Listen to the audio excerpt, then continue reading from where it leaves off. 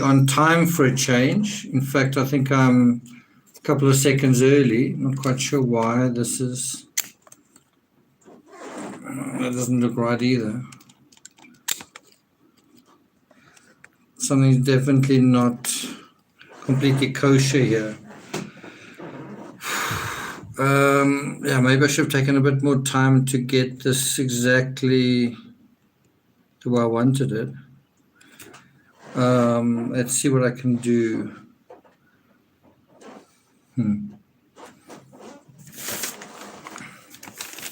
How's everyone doing? Everyone having a good weekend? Or are you guys not watching the Oscars? You know, the Oscars is tonight. Is that too much?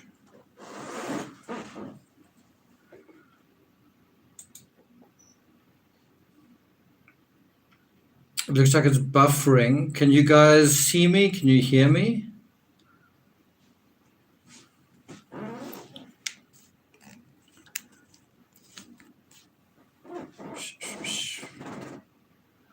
Wonder what's buffering. Not there yet. Good to see you. The princess is here as well. Christine Lowry. Is that straight? So this doesn't quite look right.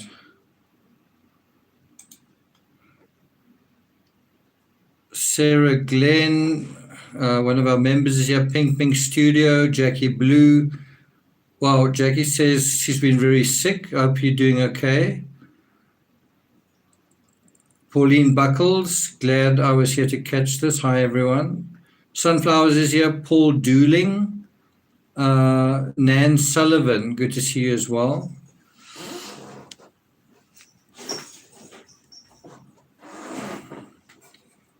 Jane Sly, hi from New Zealand. What time is it in New Zealand? Madeline Jimenez, good to see you. Production Profiles, good to see you. Zircon. Paul is from Ontario, Canada. My girlfriend's daughter lives in also Canada, Prince Edward Island. Christine Susianto, 11 a.m. Okay. Sarah Hathaway, good to see you. Jane Slices, 11:02. Wow, 11:02 on Monday already. It's only just gone past midnight over here. Michelle Griffin says hi from Washington. Linda Brosius, hi there. So in today's live, we're going to deal with the metadata. It's kind of telematics, it's phone data. There's sort of an overlap where there's a certain amount of evidence. I mean, we're going to talk about the cadaver traces. So it's not strictly speaking going to only be metadata, but it is going to be mostly metadata. And some of this metadata is going to really blow your socks off, such as the title of this video suggests. Just think about 80 events between 3:25 a.m. and 3:38 a.m. on the truck on May 10, early in the morning, 2020. That's quite something. How do you explain that? Chipmunks running around inside the truck. Sarah says, always good to see you and the great group you have gathered. Thanks for that. Mama Lisa, hi from Wisconsin. Paul Dooling says, went there as a child. By the way, that tinkling you're hearing, it's not one of Santa's elves running around. It's the cat that's wanting Timmy to play with her. Timmy's decided he'd rather sit by my feet for now. Get another member, Midnight in Sweden, hello. Pamela G, hi from Wyoming.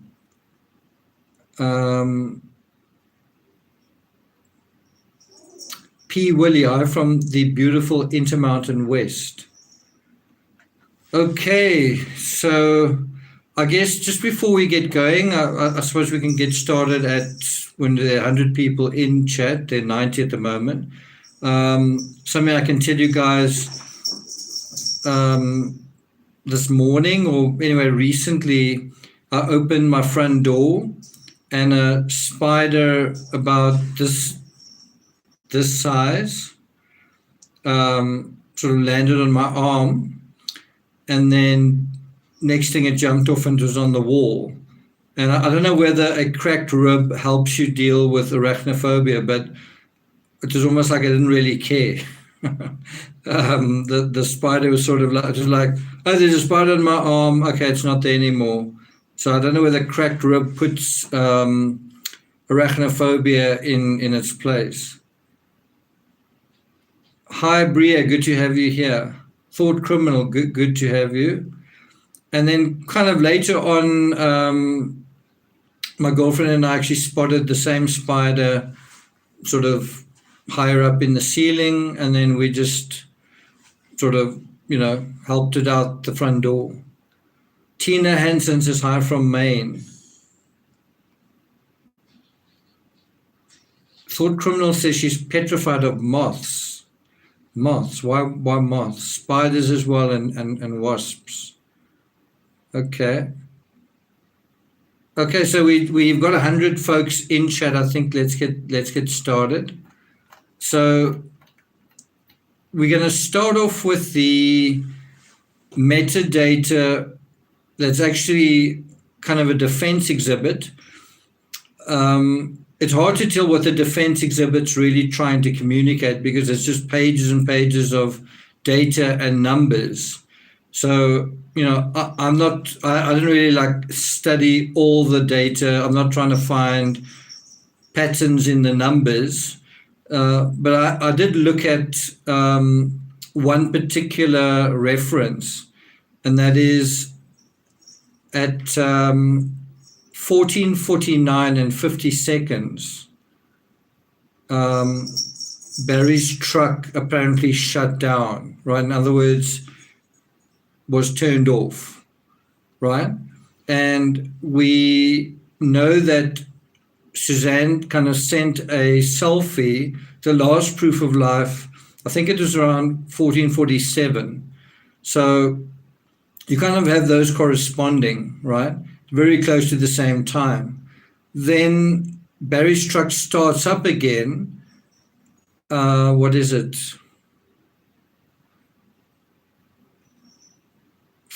45 minutes later, right?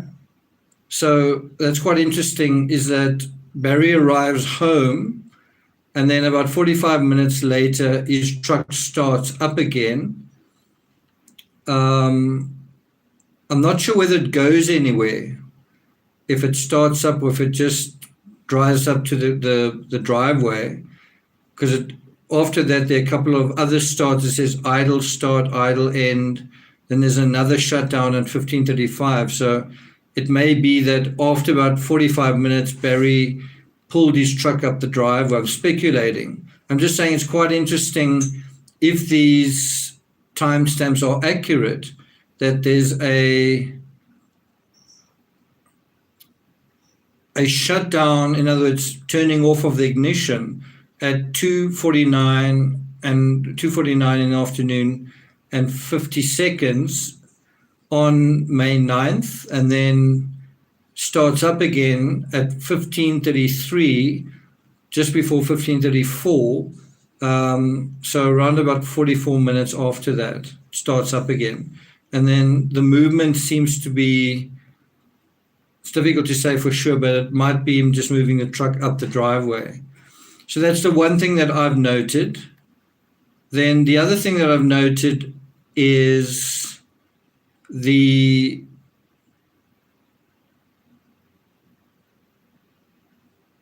telematics data from a little bit later on. So I've just kind of jumped ahead to about just before 5 o'clock in the afternoon. And this isn't like rocket science. I'm not going through this with a fine-tooth comb going, okay, this is what he said and this is what the data. I'm just giving you sort of a general theme here. So between, so let's just say from 4:57, so just before 5 o'clock, and where does it end? And around about 9 minutes past 8, there are about 10, 15 shut down, start up, idle start, idle end, shut down, start up, idle start, idle end, position, shut down, start up, idle start, idle end. So the truck seems to be moving all over the place during this time when Barry was supposed to be barbecuing, right? So if I give you some of the timestamps, 1657, 1657, 1659, 1659, 1659, 1659, 5 o'clock. 1929, that's obviously 29 minutes past 7. 1929, 1931, 1934, 1934, 1956, 1956, 1956, 1956, 2009, 2009, 2009. And then the last, it shuts down for the, I think it looks like it's, 2010 and 14 minutes. Is I think the last shutdown on the 9th of, so it's like, at what point was he barbecuing and having a pleasant evening between all that truck activity, right?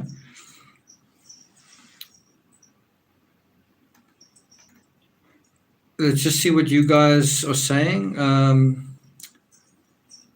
Bria says just got started. Yes, we have just got started. Paul Dooling says solar flares hitting now. That's why video may be choppy. You mean from the sun?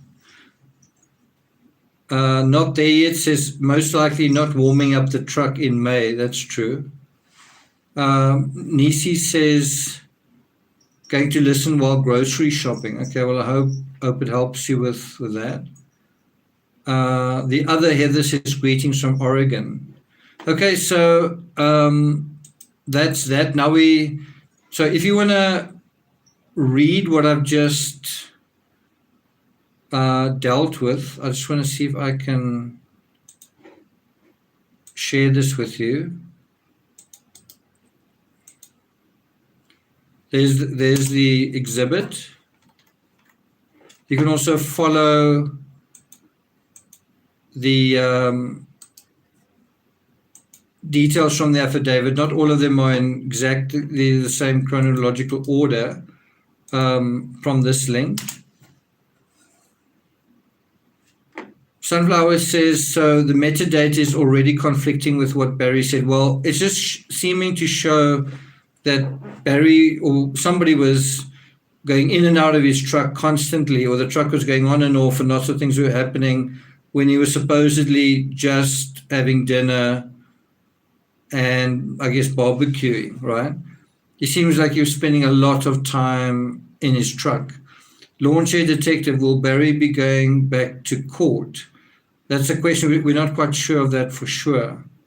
That's going to be decided quite soon. So Jane Sly asks, do you think he'll get away with it? I actually think that is the question we sort of should be asking is, do you remember a couple of weeks ago, there was a certain impression that, the defense seemed to be landing one victory after the other. So let me ask you guys a question. A few weeks ago, did you think that there wasn't much of a case against Barry? Let's just see what you guys say. So a couple of weeks ago, were you under the impression that there wasn't really a strong case against Barry?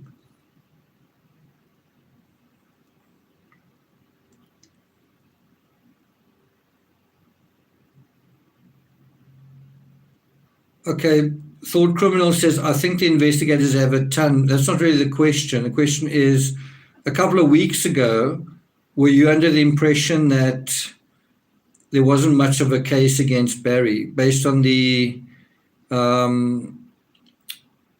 his defense team landing one victory after the other?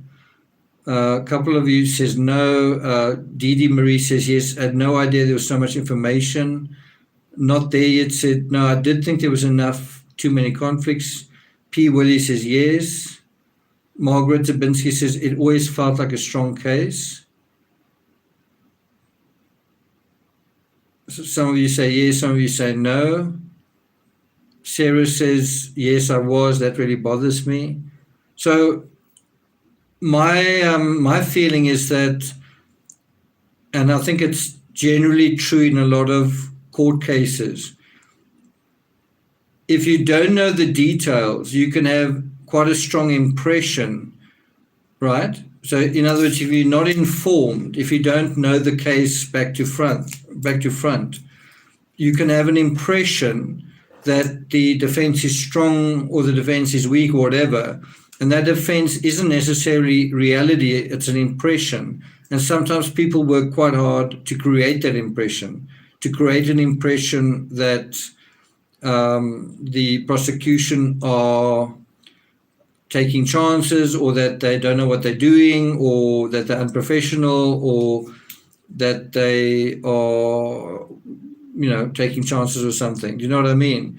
So obviously it's now a couple of weeks later, we've dealt with the affidavit in some detail.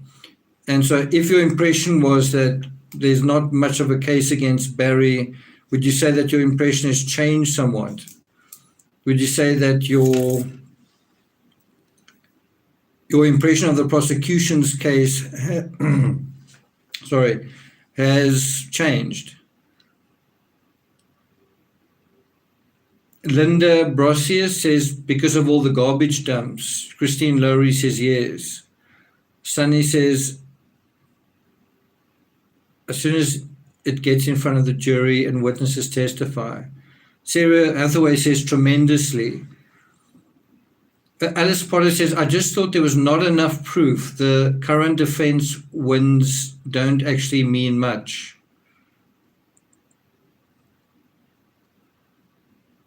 Okay, so this is often the situation in trials, is there's a perception, right, that's not based on facts. It's actually based on ignorance.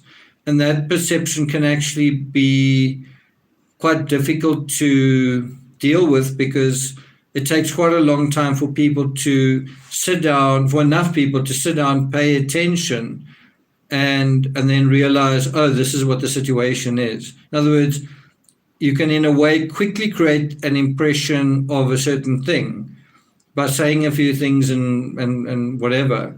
It often takes a lot longer to sit down, concentrate, listen to the facts and the statements systematically, and kind of get the sense of, oh, so that's actually what's going on.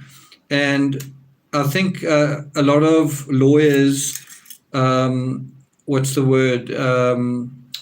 take advantage of that kind of, whether you want to call it intellectual laziness or just the failure of us to really pay that much attention for any length of time.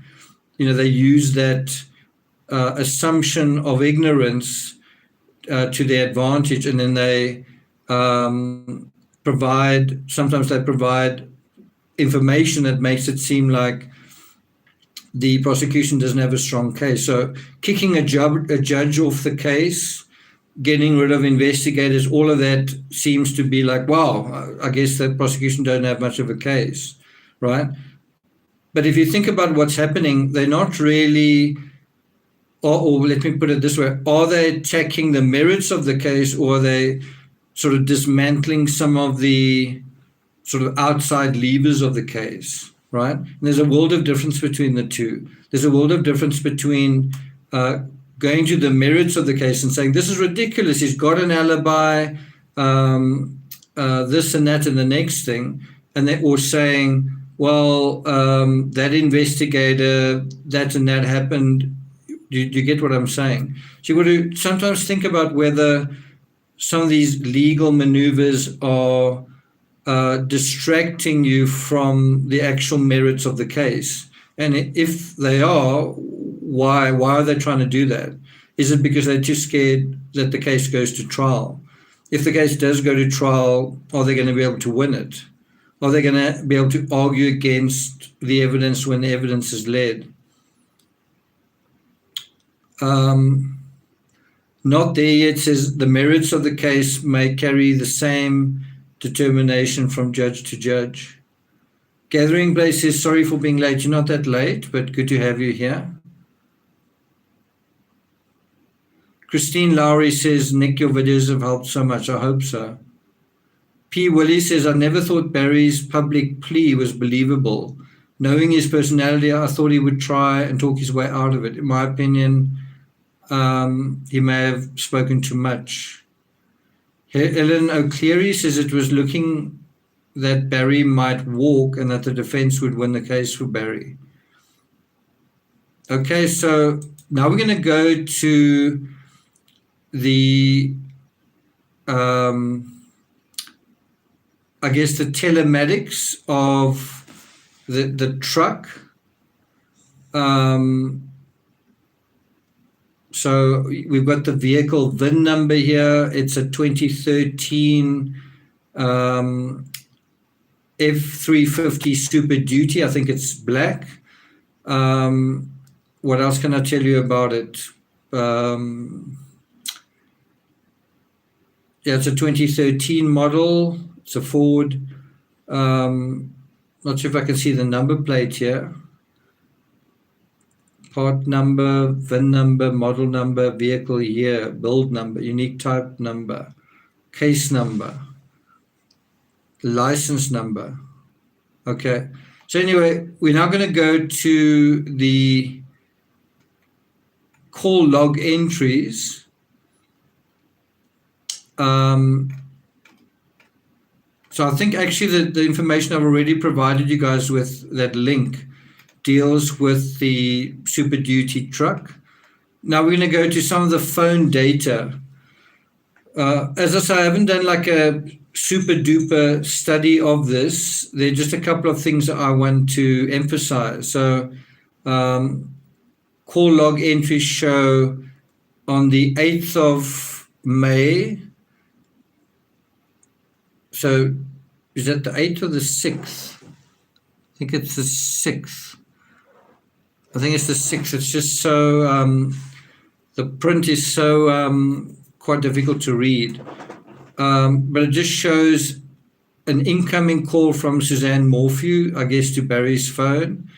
And then a call from his mother, incoming. And it's all incoming calls. Incoming, incoming, incoming. A call from Trent Howard, incoming. Call from Ike, incoming. Another call from Suzanne Morphew, incoming. That's on the 7th. And there don't seem to be any outgoing calls. So in this particular call log, you've got to go all the way to the 9th of May. And absolutely 100% all of the calls are incoming calls, which makes you wonder what has been deleted here. So it's incoming calls. 2 of those incoming calls are from Suzanne Morphew. And then there's also an incoming call from Morgan Gentile. That's on the 7th of May, and it is at 8:45 at night, so fairly late at night. And then the first outgoing call is to Suzanne Morphew on the 9th of May at 12:42. And then there's another outgoing call to Suzanne on the 9th of May at 2:07. Can that be right? In the morning. 2:07 in the morning. Not sure if that's, maybe the time, if it's UTC, I don't know if it's accurate. But really what you want to look at here is just all of these calls that are recovered are all incoming calls. So you kind of got to wonder, who was Barry calling? I mean, you can't imagine that he didn't call anyone. So in other words, looking at the call logs, you get a bit of a sense of disquiet that all the information doesn't seem to be there. There's also an outgoing call to Jean Moorman on the 9th of May, also at 2:03. I really don't think these times are accurate. 3 minutes past 2 a.m. UTC. But it is interesting that he called Suzanne's father on the day that she actually disappeared. Then there's another call to Jean Moorman outgoing at 2:42 p.m. And bear in mind that, so he calls Jean Moorman on the day that she disappears, but not to say that she disappeared. I think he would call her almost a week later only to say that she disappeared. And then there are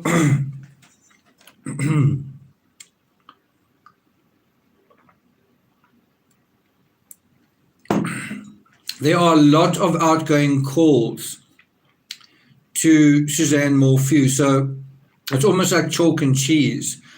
Page 1 of the exhibit is just incoming calls. And then page 2, which is dealing with the next day, the 9th of May, it just seems to be only outgoing calls. And these calls are to Jean Moorman, that's Suzanne's father, to Suzanne.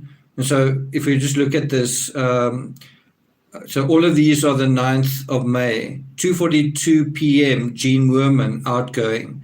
4:50 p.m., and I believe at this point Suzanne was no longer alive, Suzanne Morphew, outgoing.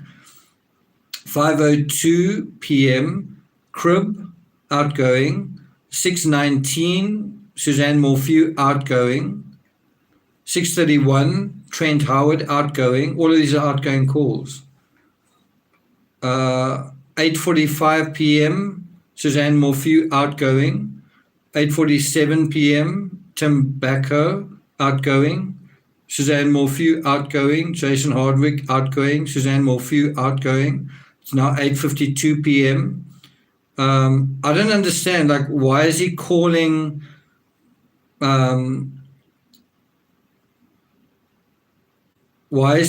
Suzanne Morphew if she's with him at the residence? Unless I'm missing something here. 8:52 p.m. on the 9th, outgoing call to Suzanne Morphew. 9:18 p.m., Kim Jim, outgoing. Another one to Tim Bacco, 9:25 p.m. 9:27 p.m., Suzanne Morphew, outgoing. Then on the 10th, and I've circled both of these, on the 10th of May, so Mother's Day, the day that Suzanne disappeared, at 19 minutes past 6 in the evening, an outgoing call to Suzanne Morphew, immediately after phoning Morgan Gentile. So it seems like he called Morgan Gentile first at 90 minutes past 6, and then 2 minutes later he phoned Suzanne Morphew. By that point was probably deceased. And if you just look at let's take 6 calls here.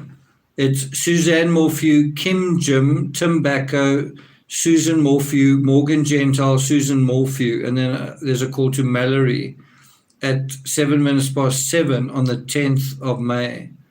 There's another call to Morgan Gentile on, it says, well, I guess this is a little bit out of order, the 3rd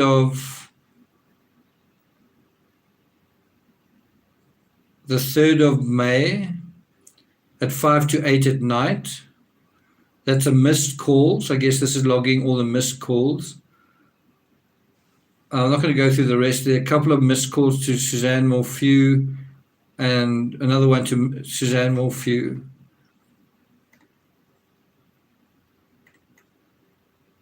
Incoming call on the 11th of May at 2 o'clock in the morning from Mallory.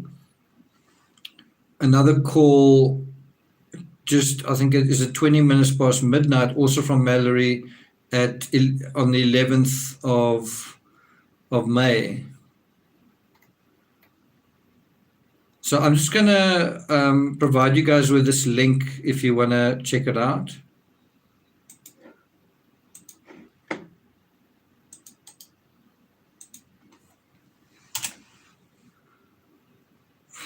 Karina, good to see you here. Hugs to all from Austria. Robbie Robin, Jody C, hi from Australia.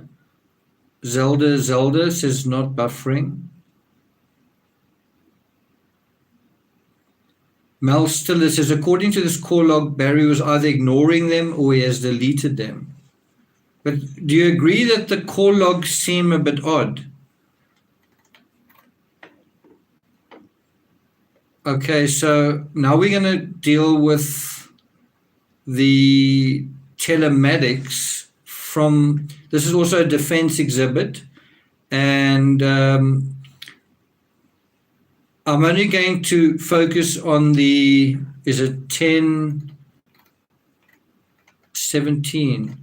Is it 17? I'm only going to focus really on the 17 events that the defense seem to have circled. And so they also seem to provide converted times. I'm a little bit confused. I don't know where the times that are presented are actual times or if it's UTC. Is that universal something? I don't know. But what they've written here are what appear to be actual times in Colorado. So it starts off, the parking lights go on at 5 minutes past 4. The parking lights go on at 5 minutes past 4. Oh, okay, so that's not correct. It's actually 5 minutes past 10 in the morning. That's on the 9th of May. This is all quite confusing. I don't know why they don't just provide the actual times. I don't know why you've got to look at this and do a conversion. If you think about a lawyer's job, they really want to convey their narrative clearly. And so, yeah, you are looking at a defense exhibit trying to figure out what the times are. You're already confused. You already kind of have a feeling of doubt. But the point I kind of just want to emphasize is, I think I'm not really going to even go through these. So that lights go on at 10:05, off at 10:15, on or off again at 10:16, on at 10:16, on at 1:55 p.m. This is all on the 9th of May. The part that I want to focus on is the parking lights going on at 2:43 p.m., which suggests that is where Barry stopped somewhere on the driveway, and then we know that the car shut down a couple of minutes after that. So if you put those two together, it gives you the idea that maybe he was actually sitting in his truck for a little while before he got out. Then the parking lights go off at 4:44 p.m. 4:44 p.m. So just according to that, 2 hours seem to go by in terms of the parking lights and what happened between then, right? And then the next day, the 10th of May, there are parking lights going,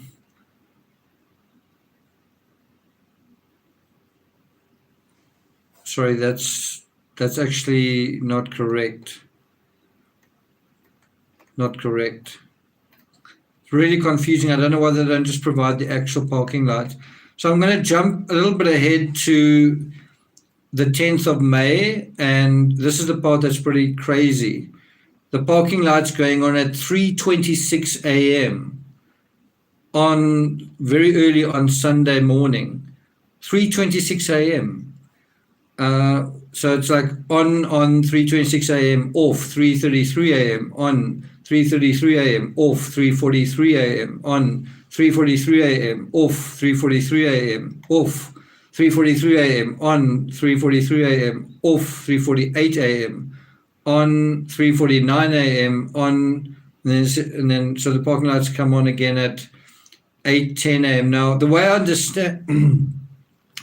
understand this, I take it this is an automatic truck, and so when you put it into park, in other words, before you turn the truck off, when you put it into park the parking lights come on, and that is when it sends the signal. It's not every time you stop, right? It's every time you stop and park and I guess leave your vehicle. So that's where that comes from. Now we're going to go to the airplane mode. It's quite difficult to read this. Again, I don't really know why when the law enforcement present this information, I don't know why they don't do conversions that are more sensible. And I'll tell you why. If you're trying to convince a jury of your narrative and someone just like an ordinary person who's looking at this data is trying to make sense of it, well, I can tell you that your jury is also, you're going to lose your jury immediately. So you kind of want to make things perfectly simple. You don't want to have the jury doing time conversions while you are explaining your thing. Anyway, so it just refers to the airplane mode going on and off throughout. What are these dates? The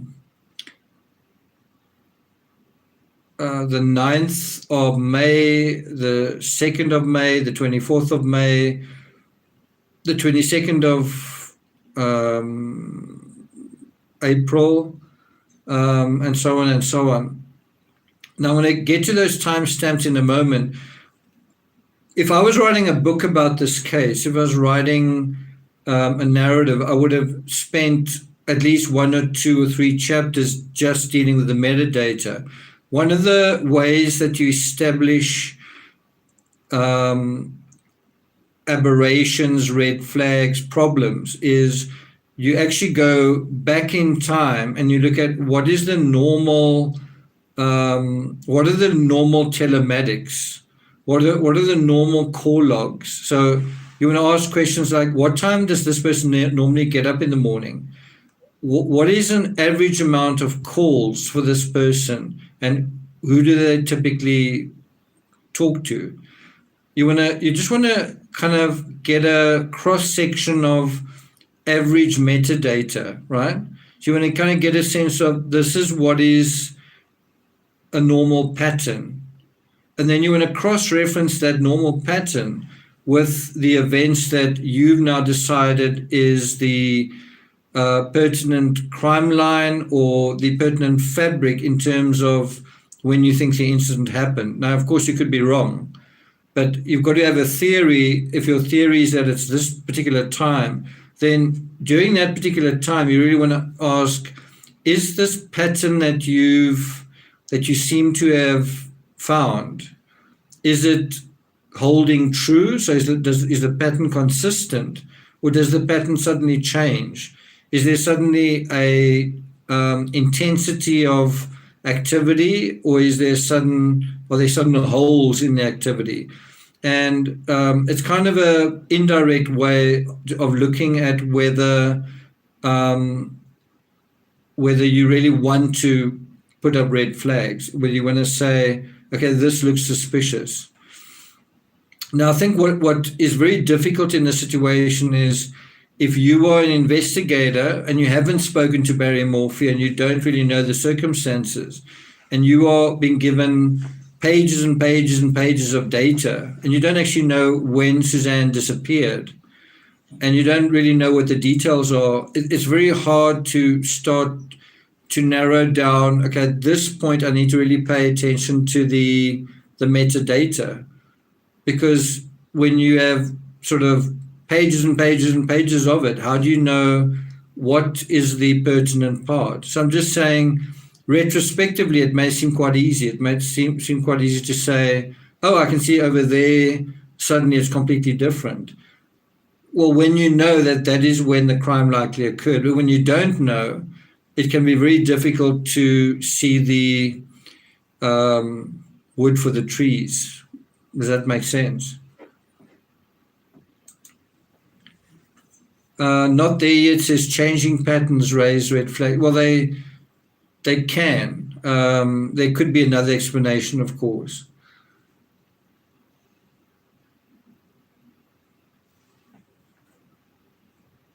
Mel Stiller says, I care more about Barry's truck activity on the 9th and 10th of May. Yes, that's true. So in terms of the airplane mode, again, it's quite difficult to make sense of the time here. Is this time accurate, or is it, because it says UTC -6. As I say, if I was researching this, you'd spend a lot of time, putting things together. But according to this, on the 9th of May, I think it went into airplane mode at 2:47 p.m., which is really interesting. 2:47 p.m. is like when a lot seems to happen. And then it came out of airplane mode at 10:17:06, and I think that's in the evening. So it goes into this is Barry's phone, goes into airplane mode 2:47, just before 2:48, and comes out almost 7 hours later. And then it goes back into airplane mode at 4:32 a.m. That's the next morning. That's Sunday morning, 4:32 a.m. and 23 seconds. So now it's in airplane mode. I guess Barry's driving somewhere, and then I think it comes out of airplane mode about an hour later at 5:37 a.m.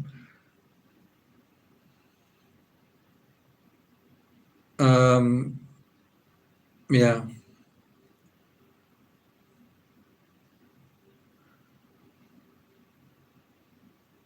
So there's quite a long list of events where it goes into airplane mode. That's also where you want to kind of look at certain patterns.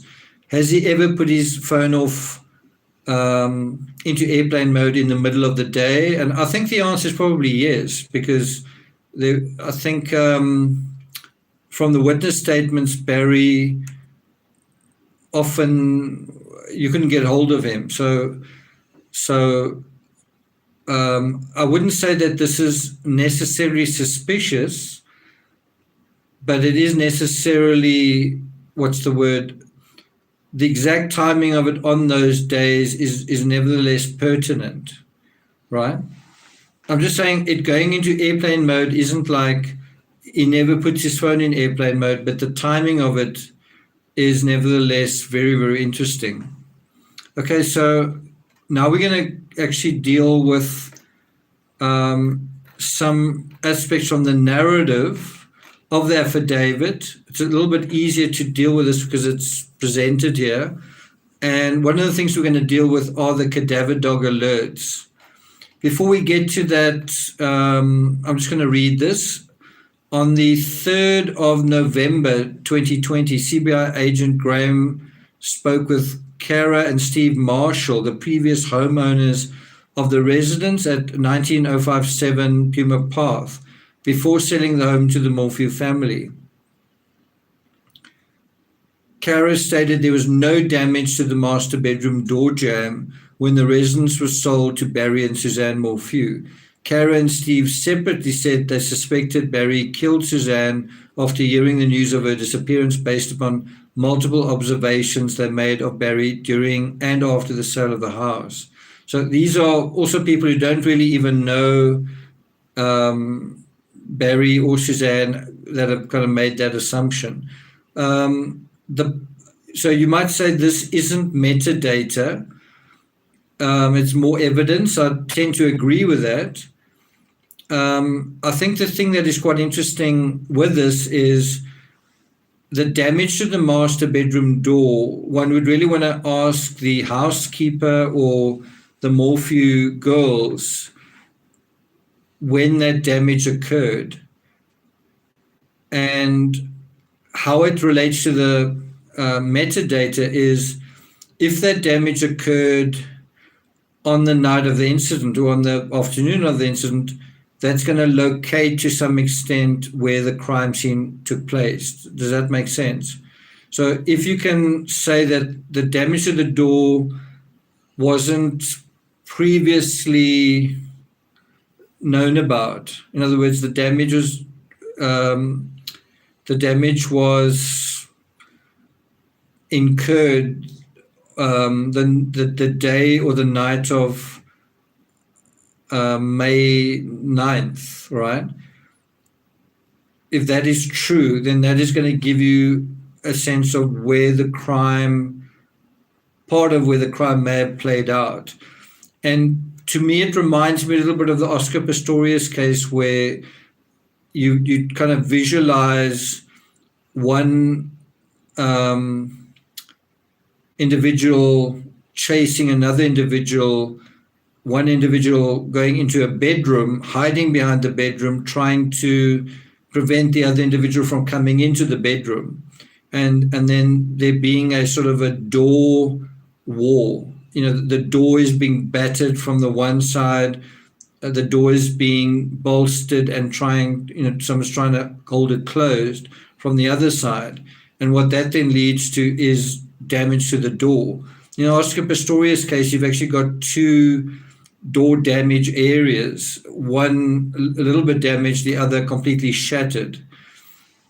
And so one wonders whether something like that happened here. Then there's a copy of the page shown to Barry of the activities of his truck on the night of Saturday, May 9th, contradict his stories of cooking steak, having sex, and going to bed at around 8 p.m. or 9 p.m. Now, I think it's, again, if you're not very au fait with the affidavit, if you're not very au fait with the discovery, you might think the contradiction is like he went to his truck once and he didn't say that. When you know the contents of the affidavit, it's sort of like ding, ding, ding, ding, ding, ding, ding, ding. It's like he was at his truck over there, over there, over there, over there, over there. And when you try and imagine how on earth was he cooking steak and how on earth was they having dinner if he was going to his truck constantly? And how could that have been a pleasant evening, right? So, that's something that's got to kind of be emphasized. Unfortunately, in the affidavit, it's not very clear, these telematics. Now we're going to go to page 41 of the affidavit.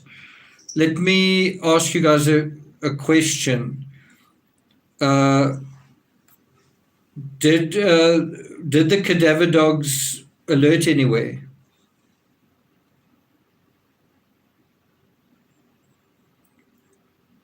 Not there yet. Says this segment should be focused on by the prosecution versus his own timeline. Yeah, I mean, if the prosecution are clever, they will basically put up almost like a board and say, this is Barry's timeline, quite clearly, Barry's timeline. They could even use different colors to say, well, he did change this and that, but this is Barry's timeline. And then next to it, put another kind of a board, and then show this is what the actual data shows. You don't have to show every single ping or event, but basically just that this is what is kind of incontrovertible, right? And then just show it like pretty obviously. Do these match? And I don't think you should just try and explain it. I think you should show it. It should be like you just look at it and it's kind of self-evident.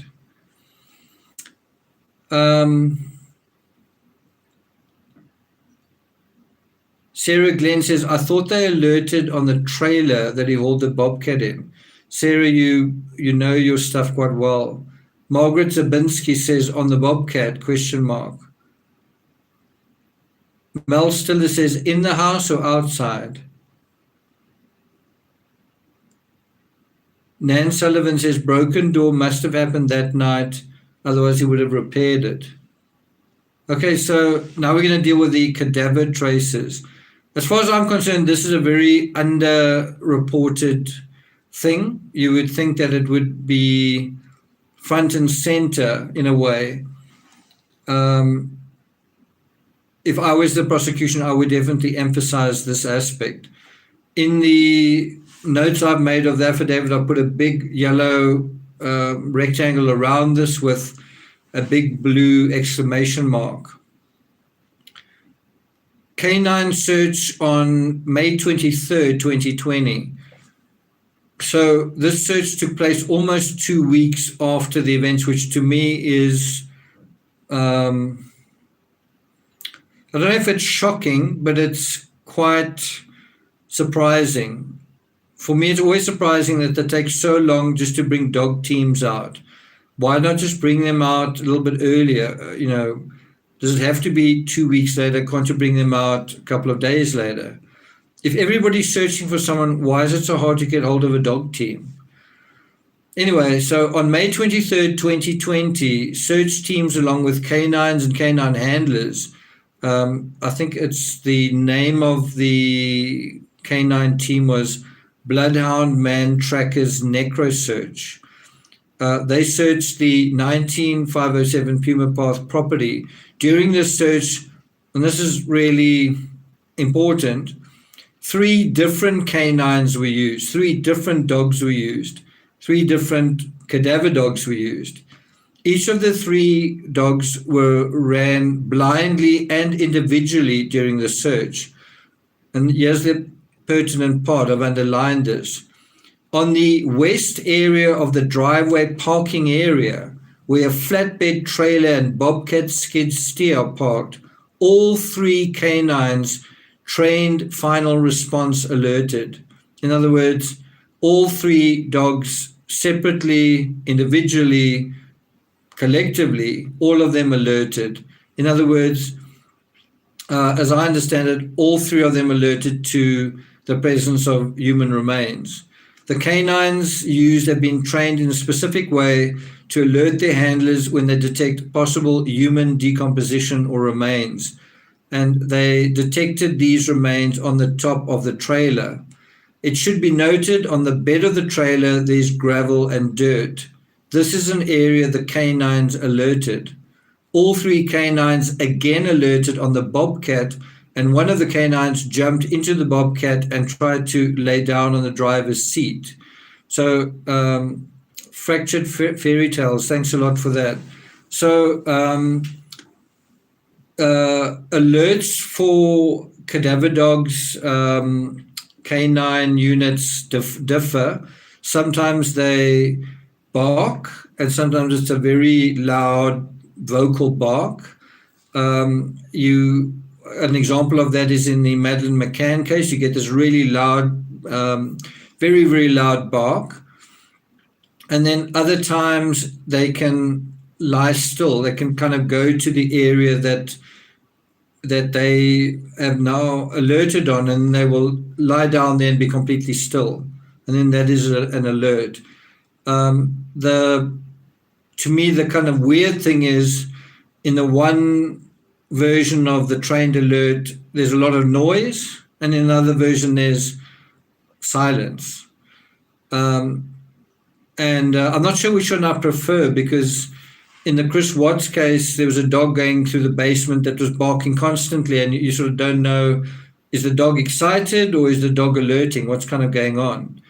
So I think I prefer a dog barking at a certain level, and not louder barks, the stronger the alert. But I guess if you want to get away from that sense of, is he barking because he's excited generally because he's having fun, or is he actually alerting? Well, then having him sit down to alert is maybe quite a good way of, okay, this is the dog telling us something. It just seems, how can I put it? It seems a very passive way of almost being activated, right?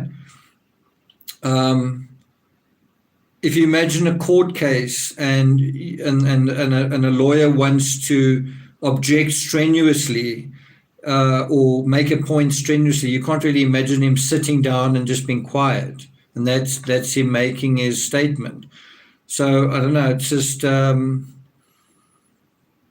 don't know what you guys think. I suppose one's got to speak to dog handlers. But the point is that you had all three dogs alerting in two different places, on the top of the trailer and on the Bobcat. And then there was essentially a third alert, which is where someone lay on the driver's seat. And what that may mean is that somebody came across, or someone brushed against human remains with clothing or with a boot or something, and then sat on the driver's seat, and that's how the cadaver trace got there. The Bobcat located on the Morphew property is identified as a 2018 Bobcat compact skid steer, model number S590, and product identification number AR9R, is that 18813. The flatbed trailer and the Bobcat skid steer are parked directly next to each other.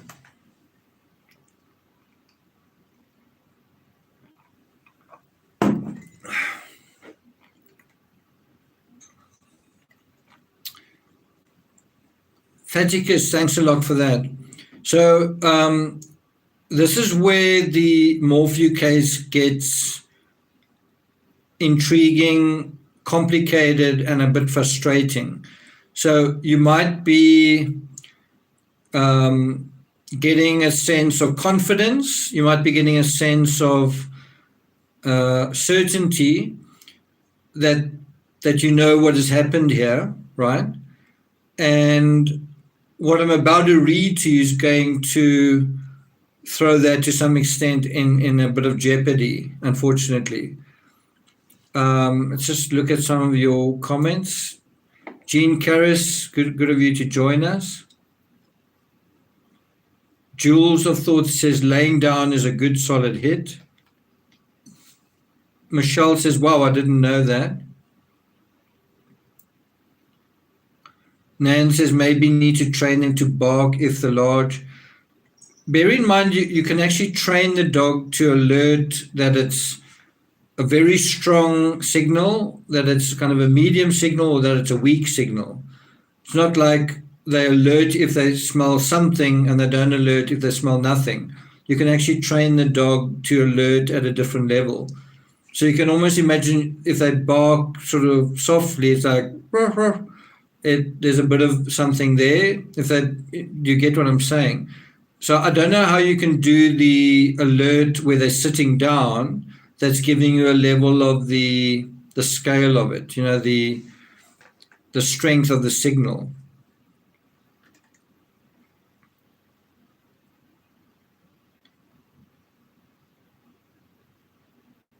Mel Stiller says cadaver dogs alert anywhere where human remains have been in contact with the area.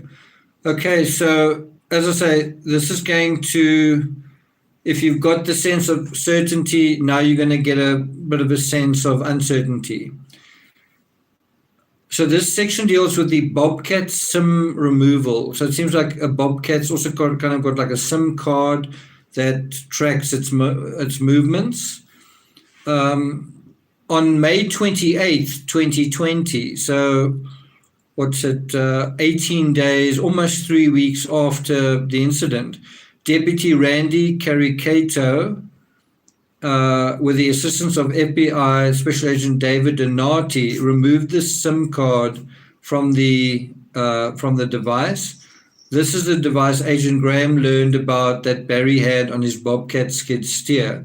This device utilizes Verizon Connect services and is a GPS tracking device. This is quite important. So in other words, cadaver traces have been found on the Bobcat, and the Bobcat has got GPS tracking. So why have we not found cadavers? It seems quite simple. Cadaver traces found on Bobcat. Bobcat has got GPS tracking. What's the problem? Special Agent Hoyland spoke with Special Agent Donati and requested a search warrant be applied to obtain what data the SIM card may contain. Now you think, well, how hard can this now be? They're going to find Suzanne, right? Just look at some of your comments.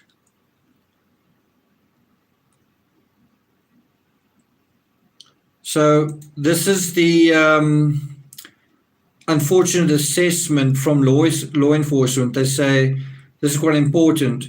At present, Barry's use of the Bobcat does not appear to be connected to Suzanne's disappearance.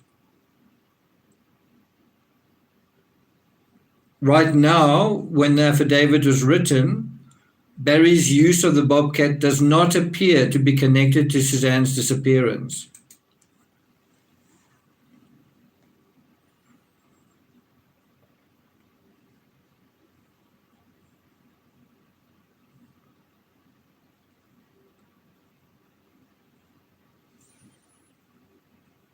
So how do we account for that? So the one possibility is that all three of the cadaver dogs were wrong. Another possibility is that was the SIM card somehow, I don't want to say contaminated, but was the SIM card swapped out or something? Was there some fiddling with the metadata? Or is there something else that we don't know? For example, something that's, the trailer of the Bobcat, was that actually connected to a different Bobcat or a different machine that we don't know about? Or is it something completely different? Is it the dirt that's on there that comes from somewhere else? Right? So this is a bit of a mystery. It's a bit of a strange situation. It's quite strange that law enforcement says the use of the Bobcat does not appear to be connected to Suzanne's disappearance.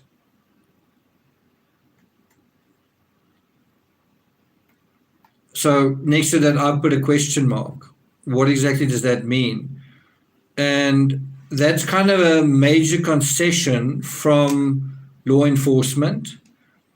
And that's something that the defense could jump all over. They could say, if the prosecution are sort of making their case, well, then it goes all the way to a certain point and then kind of nothing.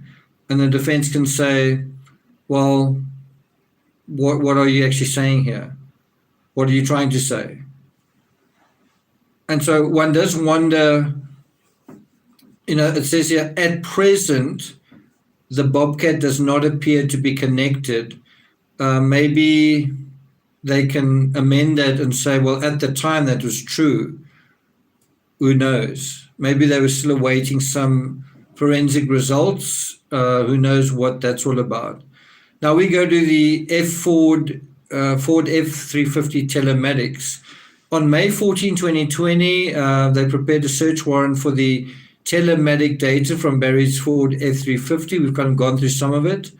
And they're just talking here about that they submitted a service request form to the Rocky Mountain Regional Computer Forensic Laboratory, and says the results of this data will be discussed in conjunction with a search of Barry's phone. Now, just to be clear, the affidavit feels a little bit incomplete.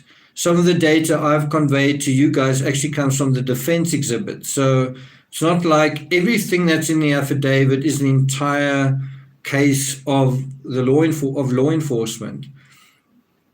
So one wonders whether they've got a few tricks up their sleeve, what they haven't revealed or whatever. And that is something that is often quite clever with attorneys. Sometimes they will withhold something. Obviously, you've got to disclose to your opposing counsel what you know. but you might have some excuse that you didn't know it at the time. For example, if you were waiting the results of something. So in other words, you can kind of play that game. Well, I couldn't tell you because I didn't know, but I knew that it was still forthcoming, blah, blah, blah, blah, blah, right? So now we're going to look at the search of the residence on May 20, 2020. You could also argue that this is not metadata, but it does, to some extent, touch on the metadata. On May 20, 2020, so it took 10 full days, search efforts were still ongoing at the Morphew residence, searching for evidence related to Suzanne's disappearance. On this date, the detective located a writing pen. So it took 10 days to locate the spy pen, right? And I wonder whether they located it based on someone telling them that it was there. I don't know if they just sort of went through the house and stumbled on the spy pen. I kind of get the idea that Sheila said, well, did you find the spy pen? And they kept looking for it. This is quite interesting. The spy pen was located in a cloth bin amongst women's bras. The cloth bin and pen were inside the walk-in closet in the master bedroom, located on the ground level of the residence. The detective located with a pen the controller and headphones for playback and a USB cable.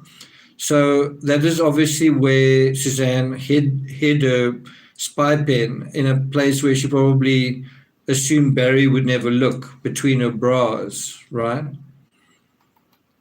Now we're going to deal with the spy pen recordings. Now, once again, you might say, this is not metadata. It's not giving us timestamps or whatever. To some extent, it is. To some extent, it is almost like phone data, phone logs, except it's even better than that because we've actually got voice recordings. So let's go through that. On May 23rd, so this is 3 days after locating the spy pen, they are now listening in to Suzanne's recordings. And arguably, this might be some of the most vital evidence in the entire archive. So you might have Barry saying, we didn't argue. You might have he said, she said. But the spy pen recordings are really giving you Barry, in his own words, unguarded, unfiltered, what do they call it? Sort of unedited, and Suzanne and him talking. And so you're getting the real inside track into their marriage through these spy pen recordings. So it says here that the detective transported the seized audio recording pen to the Colorado Springs Police Department Digital Forensics Unit. Detective Brian Rogers conducted the search and data recovery of the memo's pen's content. And what's so important with this is you get a sense that this allowed Suzanne to get her voice back. This allowed Suzanne to have a voice, because in a weird way, we've listened to 15 or 16 statements Barry's made where Barry's spoken on Suzanne's behalf. And what you actually get through this is Suzanne's own voice. And that is often missing in situations like that. A woman disappears and then someone speaks on her behalf. And is that true, right? And so it's something that I hope women make more use of, is things like spy pens and so on. It's a way that you can protect yourself. It's a way that you can, you can, it's not your word against someone. It is something that's self-evident. So what's quite interesting is the recordings run from February 2020 to March 2020. That also corresponds with when Sheila bought this for Suzanne.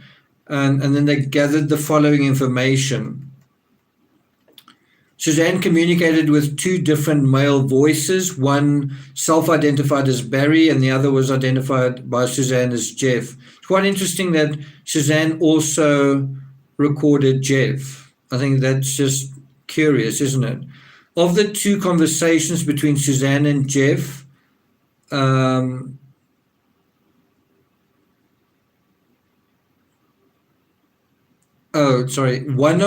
of two conversations between Suzanne and Jeff sounded to be of an intimate nature. The conversations between Suzanne and Barry is confrontational and their voices are raised. Any surprise there? Now we go to, I think it's page 29. Under the file number 0322-2020, so the 22nd of March, Suzanne appears to place a recording pen in the truck of Barry as he took a trip to Pueblo. The pen recorded him listening to multiple episodes of forensic files to include the killings of Mary Lee Wilson and Donna Payant by Lemuel Smith, the murder of Vicky Lynn Hoskinson, who went missing after riding her bike. Hoskinson's sister finds the bike and discussed it was found in the middle of the road. The case began as a missing child. Her family pleaded on TV for her return. Discussion also included the location of Hoskinson's body in Tucson being a remote location, how animals had scavenged her bones, and investigators tried to determine when she was killed. And so is it any big jump that from that you have Barry saying, I think it was mountain lion. Barry further listened to the forensic file case of Walter Scott, a man that went missing but was later determined to be a homicide victim of James Williams. While Scott was married to Joanne, he had an affair with a woman named Suzanne. Meanwhile, Joanne was cheating with a man named James Williams. Williams killed his first wife, and that was via staging a car accident, and married Joanne after killing Scott. Walter was reported to be acting not himself in the days prior to his disappearance. A phone call is recorded between Barry and Suzanne in which Suzanne calls Barry Shirley, his mother's name, after he tells her how to cook. Barry asks Suzanne why she has to be so mean to him. Much of the conversation is unintelligible because of the truck noise. Barry listened to other forensic files episodes of homicide investigations during the 5-hour recording session. What do you think that's all about? Do you think that is Barry just taking an interest in true crime? Do you think there is intertextuality there where it's literally someone... do you think there's a possible premeditated element where I want to do something, but I need to find out how to do it, kind of thing? Now we go to a pen recording of an argument with Barry. A sergeant and FBI agent Stephanie Benitez and Kenneth Harris listened to the recordings on the spy pen and collaborated with RMRCFL, I'm not quite sure what that is, to attempt to mitigate the background noises that interfered with the audio. The following relevant portions were recovered. In March 2020, Suzanne told Barry the following: now you are getting the absolute inside track into what is really going on inside their marriage, not what Barry said was going on, not what a family friend said was going on, not what a relative said was going on, not what you extrapolate from a text. This is them in their own words. This is really, really important. And so also if I was the prosecution, this you would want to put up in headlights and refer to again and again and again. This you really would want to emphasize because it's really authentic. It's really authentic information. And so this is what Suzanne tells Barry in March 2020. This is all I hear every day. This is all I hear every day. What I'm not, what I should think. I'm not listening to that anymore. Listen to me. Listen to me. And here Barry interrupts. Listen to me. Listen to me. I've lived for years being told how I should feel, how I should act, how I should look, what I should drink, what I shouldn't drink, what I should put in my body, what I shouldn't put in my body. And then she says, I fell into this. This is not, and then she talks about controlling, more talking. It's not okay, front and back. And so she even uses the word controlling. And remember, we asked the question previously, do you think that someone described Barry as domineering? Do you think Barry is domineering? And you might say that's someone who's got a bone to pick with Barry, that's someone who's got a grudge against Barry. But listen to these words. This is Suzanne to Barry. This is all I hear every day, what I'm not, what I should think. Listen to me. I've lived for years being told how I should feel, how I should act, how I should look, what I should drink, what I shouldn't drink, what I should put in my body, what I shouldn't put in my body. And she says, it's not okay. Later in the conversation, Suzanne and Barry are still arguing. Suzanne says, you want me to just, Barry interrupts, he says, no, I'm just asking you to. Suzanne says, you just want me to blindly go into this. Barry says, you don't have to blindly do anything. I'll make plenty of money this year to pay you back. Suzanne says, I don't want to talk about it since you yelled at me the other day. Barry says, okay, well, I will make plenty of money this year, this summer to pay you back, probably within the month or within a month. This is something that I told you that is important and you decided to go against my wishes. What do you think Suzanne means when she says, you want me to just blindly go into this? What do you think Suzanne means when she says, you want me to just blindly go into this? What do you think that means? Actually says he wants money from her. Thought Criminal says a new business or home.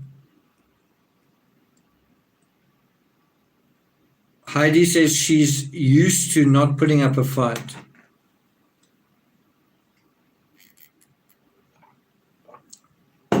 Actually says invest in some crazy deal. Well, I think it's as simple as he wants money from her. And it's kind of like he's not telling her very much, and that's why it's like, you just want me to give you money and you want to go blindly into this, right? In other words, just simply put, he wants money, and this is in March. And when does she disappear? About 6 weeks later. Now we go to page 30.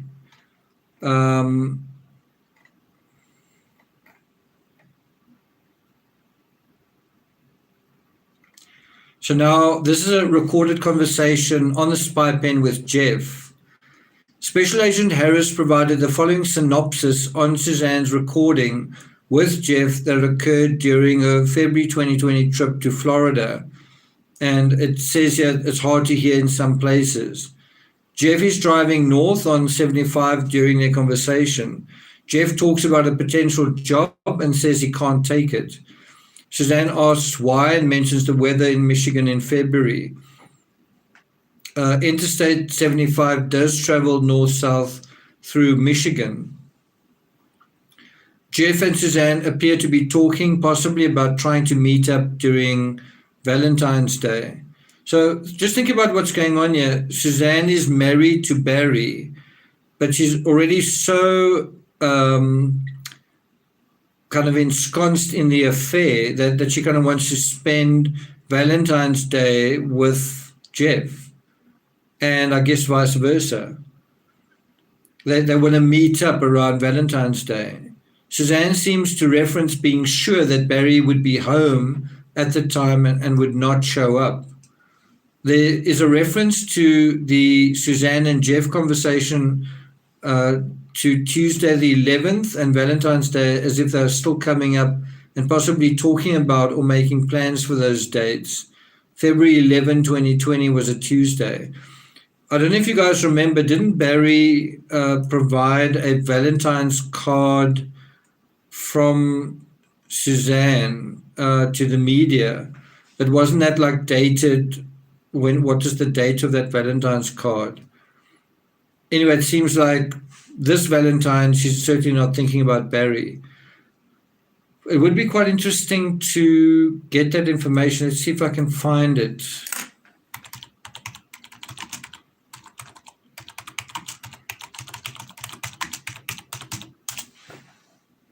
I think I've got it here. I'm just not sure if it's got a date on it. Yeah, I've got the message, you make life sweetest. Just not clear when it was actually written. There's a love letter, also not clear when it was written. But probably not recently.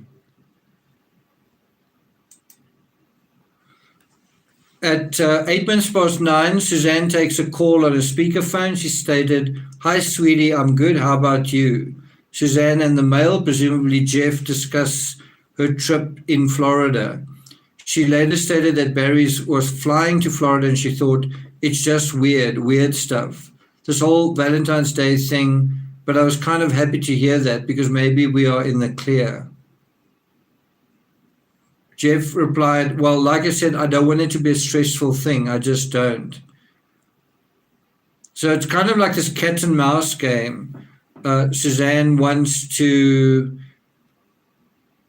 meet up with him, and it looks like Barry might be flying after her, and Jeff is trying to walk the delicate tightrope.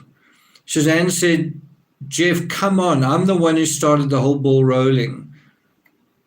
She added, I mean, there's a lot that went on last week I haven't told you about, and not good stuff. So I really think he feels bad about that too. You are not a homewrecker. So yeah, she is kind of encouraging him, trying to do the opposite of guilt tripping him, trying to just encourage him to participate, I guess, in the affair.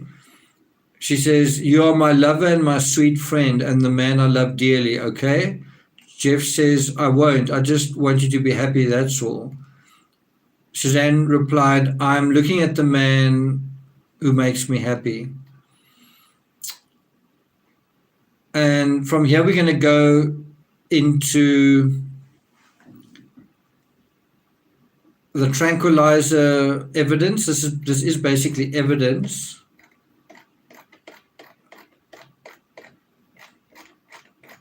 I wonder if we shouldn't leave this for just dealing with evidence.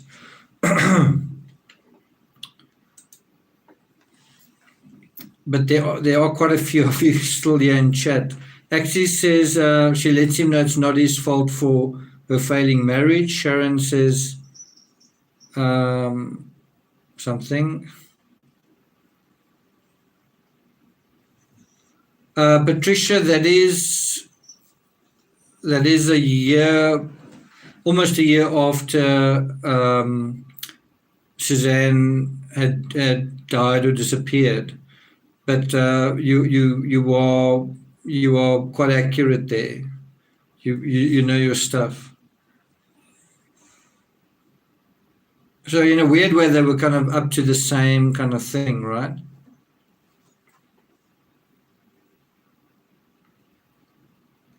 Bria says, hi, Paul, where in Canada are you from? Okay, so now we're dealing with a Tranquilizer. On May 19, so quite a lot of time had passed as well, 9 days. Chaffee County Sheriff's Office Deputy Scott Himshoot was present during the search at 19057 Puma Path in the laundry room and was asked to collect a new dart box empty, one plastic hypodermic cover, one new dart. When I say new dart, it's PNEU, I guess pneumatic dart, book from a safe in the garage, one dart from a box under the bench in the garage, among other items. The plastic cover was located by evidence search teams in the dryer inside of the sheets belonging to redacted bed. And I just wrote wow next to that. That can you believe that they actually found the plastic dart cover inside the sheets. Now I don't really know whether that means, it doesn't necessarily mean that, let me put it this way. You could have that dart cover, let's say, in someone's shorts, and they could then come out during the wash and end up between the sheets. It's not necessarily making the sheets absolutely instrumental to the crime scene. But I did find it quite interesting that they found it, I guess it fell out of the sheets. Anyway, quite interesting.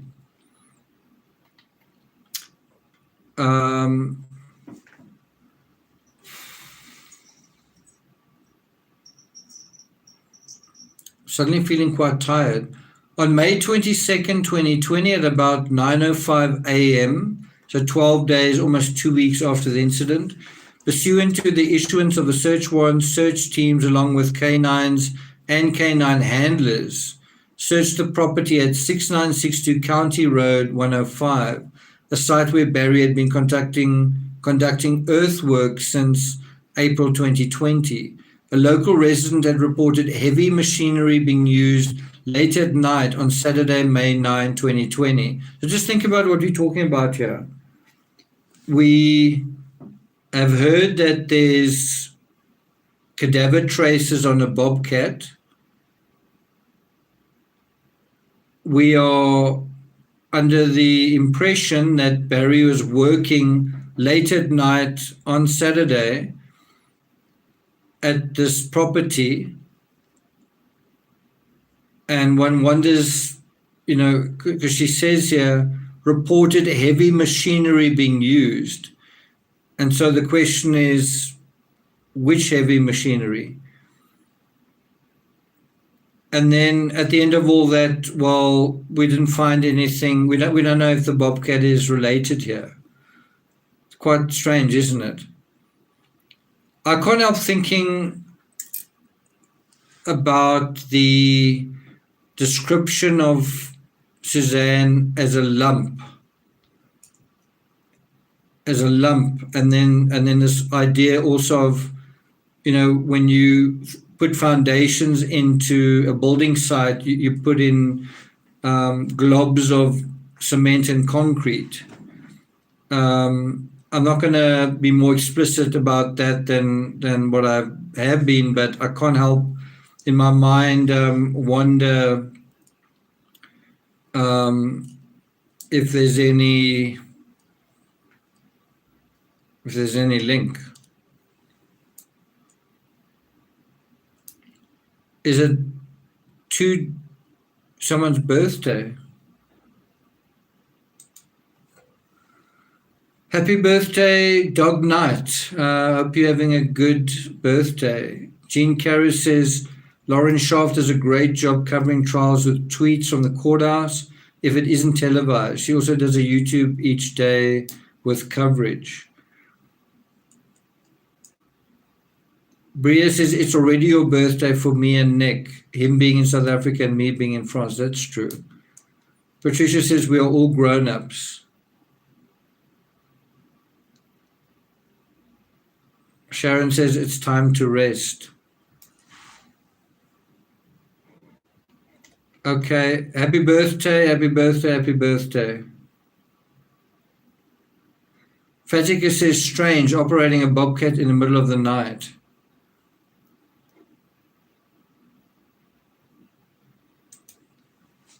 So one does wonder about that. Is that just a weird misdirection?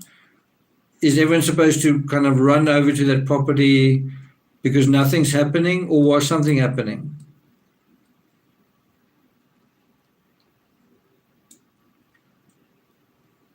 But they did take dogs to the site. 3 canines ran blindly and individually across the property. Necro search and the FBI worked with Chaffee County Sheriff's Office and the CBI to remove portions of the poured concrete slab and search through the new construction. On May 23rd, a second excavation was conducted at the property in attempts to find the remains of Suzanne. Results were negative. What I think you have got to consider is this idea that a bobcat / backhoe can dig holes very, very quickly. Also, that there's a construction site that was being worked on the night that Suzanne disappeared, or that the night of the last time that Suzanne was ever seen. And from what I understand, concrete was poured very recently. So if someone's remains were combined with concrete, are you ever going to find them? Where are you going to start looking? How are you going to start looking? And what if under the concrete is where the remains are, right? If you've dug like a really, really deep hole. So yeah, the site was quite nearby.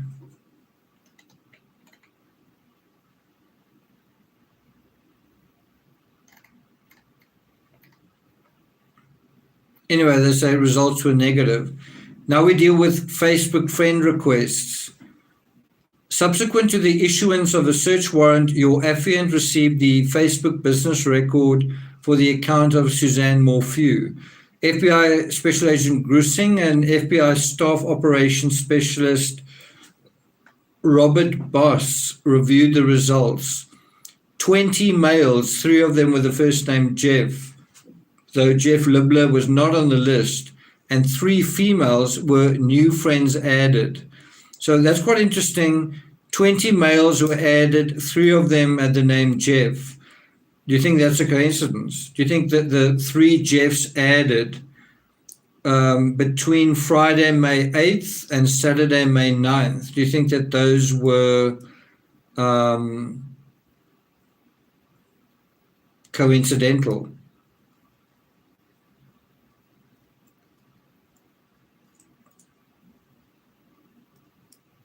So they say this Facebook account activity took place between Friday, May 8 at 9:05 in the evening, Mountain Standard Time, until May 9th, 2020 at 6:01 in the evening.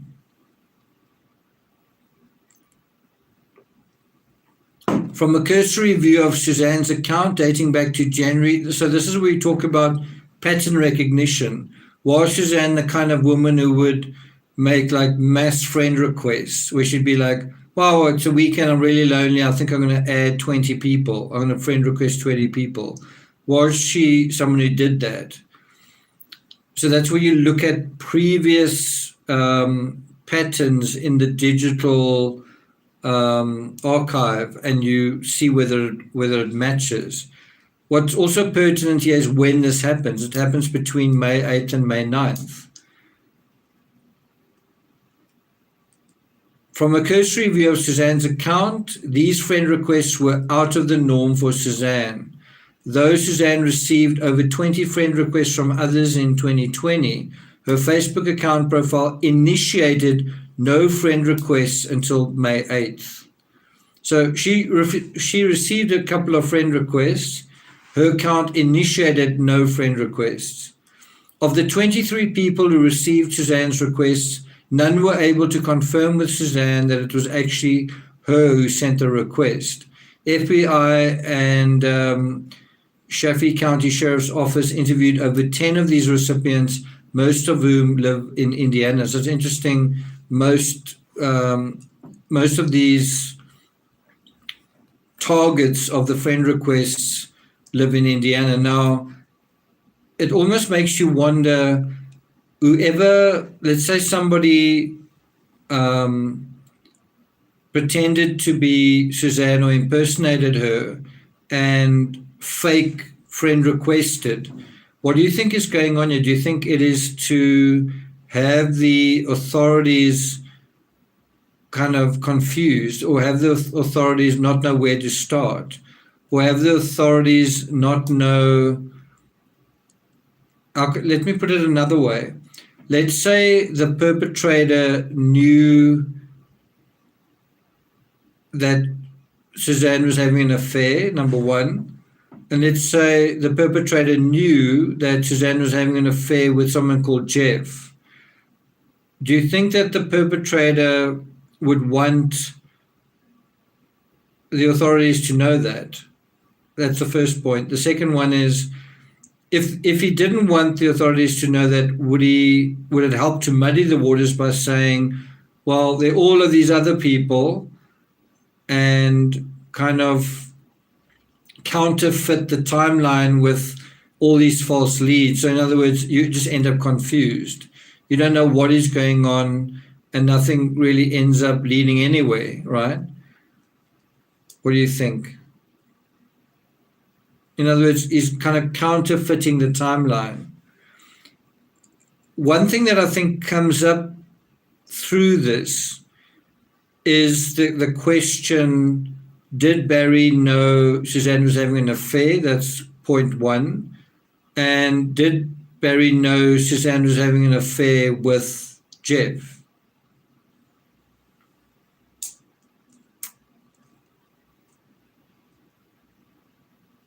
And so it is quite interesting that there are 3 friend requests to Jeffs at this critical part of the timeline.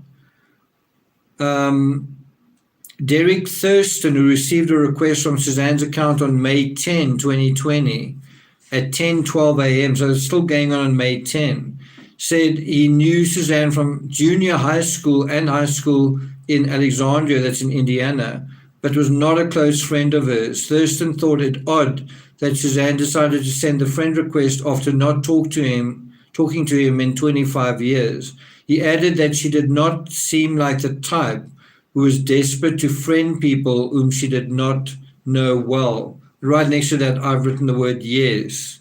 She didn't seem the type to do that.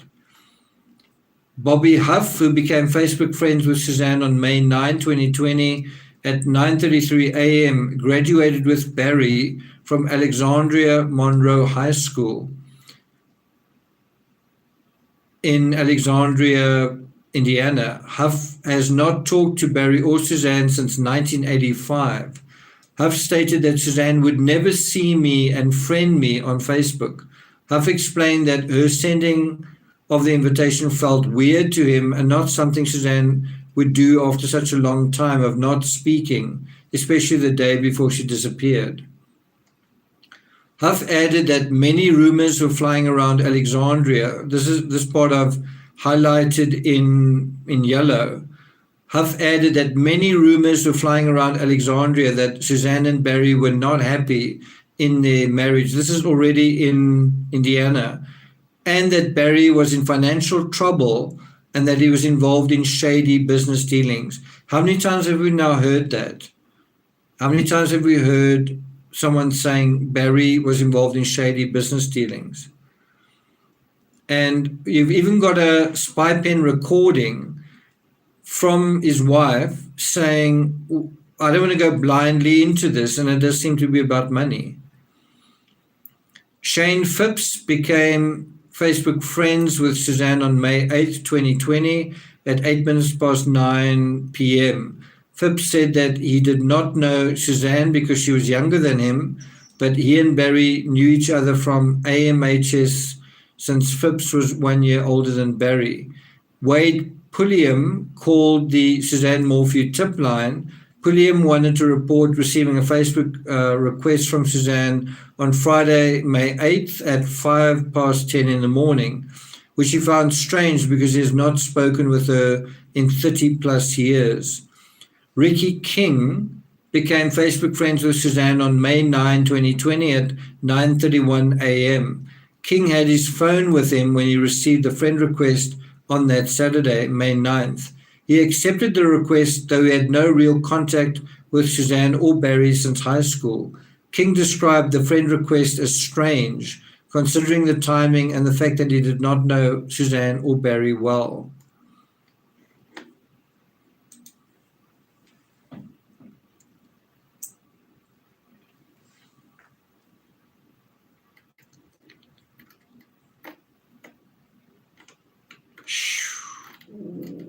Someone said something here. Two Dog Night, thanks very much for that. Someone sent me a message. I'm just trying to find it. Actually says, is it Barry making the request? What do you think? Fatica says, more circumstantial evidence.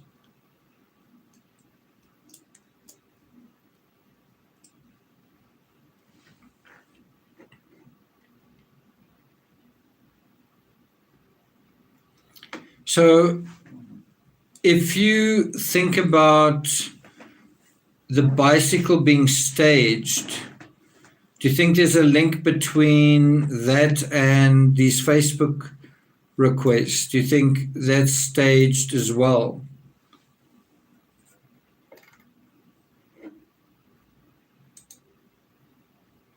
Now we go to, I think at the bottom of page 31, Range Rover seized. I really don't know how many vehicles they had. Seems like quite a few. On May 16, 2020, Chaffee County Sheriff's Office seized the 2 Range Rovers located in the garage at the Morpheus residence. The vehicles were towed to a secure impound facility to secure them for further evidence processing.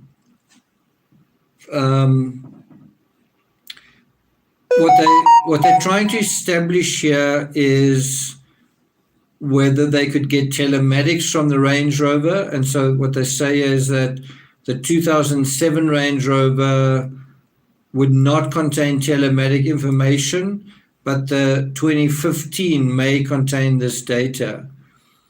So Suzanne's vehicle might contain this data. On April 29, 2021, Special Agent Grissing advised that the results of the examination by the FBI's Technology Division for the 2015 Range Rover have not been completed. I'm not really sure that the Range Rover is going to provide much of importance in this regard. Now we're going to go to Barry's Verizon records.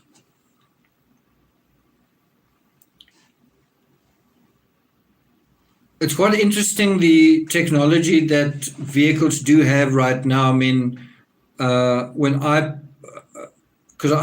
wonder whether my vehicle doesn't transmit my movements back to Ford, and some computer there somehow interacts back with my vehicle, just because if I put fuel into my vehicle, maybe it's just an internal algorithm, but if I put a certain amount of fuel into my vehicle, it says I've got so many kilometers that I can drive, right?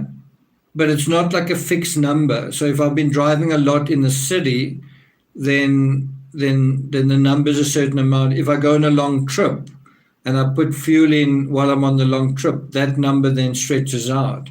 And one just wonders, is the vehicle making those calculations, or is Ford sort of actively taking that data and sort of making up its mind about it, you know? It's just interesting to know. There's so much metadata that is out there now. There's more to say about that, but let's continue. Let's just look at some of your comments.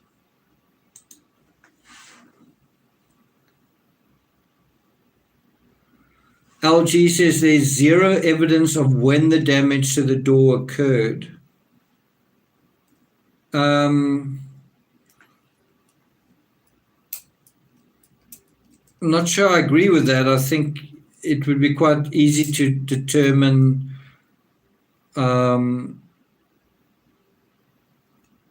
if it was fairly recent, because there were people who stayed in that house. Fingerprints on the bicycle, we still going to deal with that.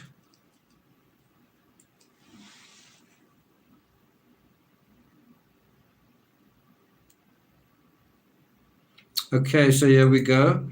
Barry's Verizon records on May 12, 2020. This is really early. This is like 2 days after the incident. Just 2 days later, your affiant spoke with Special Agent Kevin Hoyland with the FBI Cellular Analysis Survey Team, or CAST. Hoyland requested that cellular records be obtained for 1 month prior to law enforcement being notified on May 10, when Suzanne went missing. Special Agent Hoyland explained the records will be useful, exactly what I'm saying, to establish a pattern of life for Suzanne with her call detail records. Search warrants were served to Verizon Wireless for detailed record information to include all geolocation information on the following people: Suzanne Morphew, redacted, Barry Morphew, redacted, redacted, redacted, redacted, redacted, redacted, and redacted. Quite a few people. To date, no evidence has been obtained to include outgoing phone calls, outgoing SMS text messages, vehicle movements, sightings on video cameras, or sightings by an independent witness other than Barry, that Suzanne left the Morphew house after May 8th, 2020 at 7:06 p.m.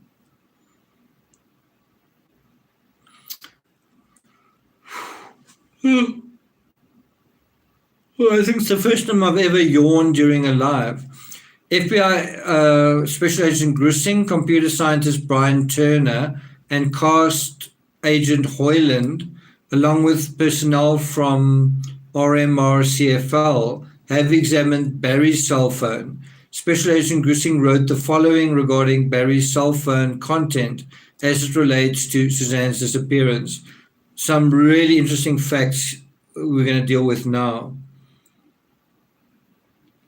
From 5:41 p.m. on a Friday, May 8th, 2020, through Sunday, May 10, 2020, all 11 calls between Barry and Suzanne are outgoing from Barry to Suzanne. Remember I mentioned that.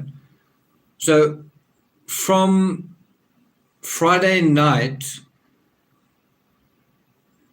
to Sunday, Friday, Saturday, Sunday, all 11 calls between Barry and Suzanne are outgoing calls from Barry to Suzanne. Out of the 58 voicemails on Barry's phone, none are from Suzanne. And this is where it gets really interesting. Barry deleted numerous calls between himself and Suzanne from May 4th and 5th, 2020. Why? When asked by the FBI agents in April 2021 why he deleted those calls, he said he did not recall doing so, and he must have been freeing up space on his phone. Now, why on earth would you delete the record of a call, right? It's not like it's a video call that is there. It's a record of a call. Why on earth would you delete a record of a call to free up space? Right? Does that make sense? It is really interesting that there were numerous calls deleted on May 4th and 5th. It shows you things were happening on May 4th, 5th, and 6th. On January 7, 2020, Barry's phone searched. Do I have to read this? Okay, this is getting a bit embarrassing, but I guess I've got to read it. I'll spell it out for you. On January 7, Barry's phone searched how to make a girl ORGASM YouTube, and that's recovered from deleted web searches.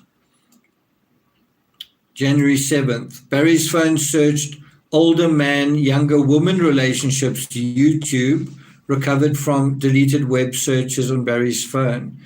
Now, if you look at these are actual searches. If you look at these actual searches and you think about the statements Barry made to law enforcement about God and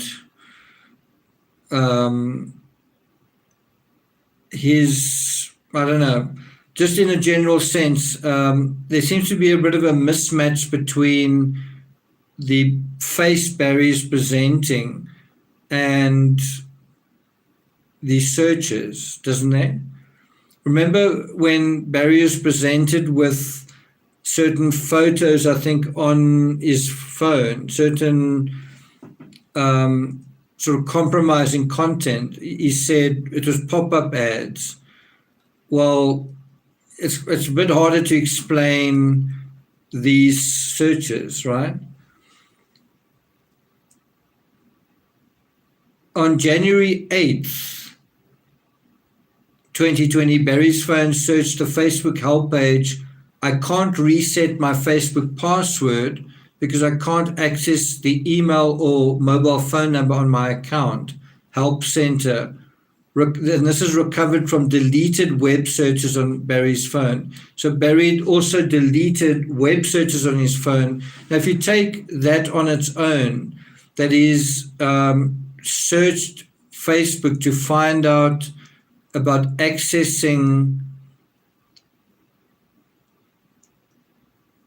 Facebook, and then you have those Facebook friend requests. It's quite interesting, isn't it?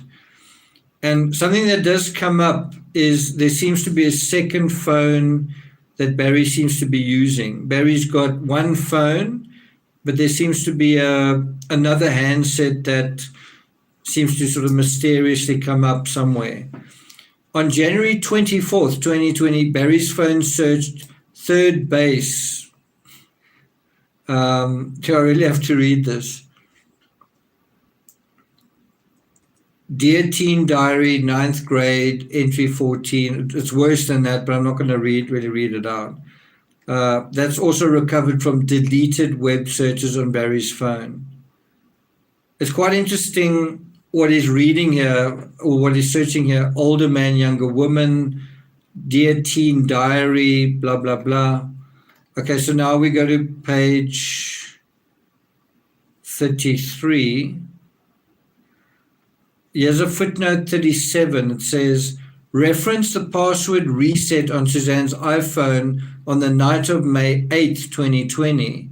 Reference Barry's phone section for May 8th. So it seems like there's a password reset on Suzanne's iPhone on the night of May 8th. Now, I wonder who did that. Did Suzanne reset her phone or did Barry? Now we go to page 33, I think. On January 25th, Barry's phone accessed localsnapsex.com, find a cute girl near Salida, and come get dirty, along with other such sites that were recovered from deleted web searches on Barry's phone. And then there's footnote 38. What does it say here? When Barry was asked by CBI if he ever searched online to meet other women, he replied, no, never. Reference July 8th interview. He added, absolutely not, never. Now, in the past, I've kind of said to you guys, Barry seems to be a very, what's the word? Confident, certain dude. Like when he says something, it's like 100% it's that way, right? And so it's quite interesting how often he will say things in a very, very global way. He'll say, for example, no, never, absolutely not, never, right? And you kind of get the sense that he's generally absolutely certain about everything. And so I find just going through his statements, both ways absolutely certain, to me, one's got to be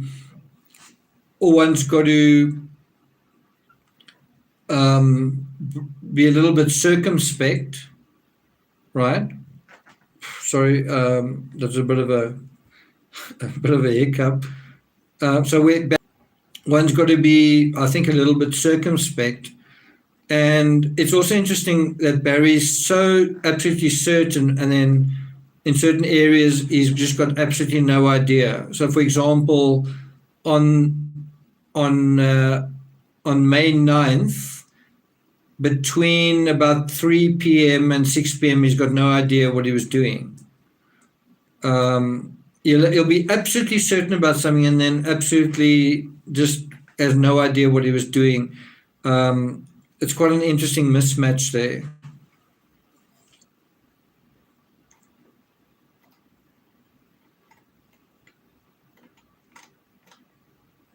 On March 19, 2020, at 6:44 a.m., a video on Barry's phone was taken of a prescription drug bottle of Suzanne Morphew.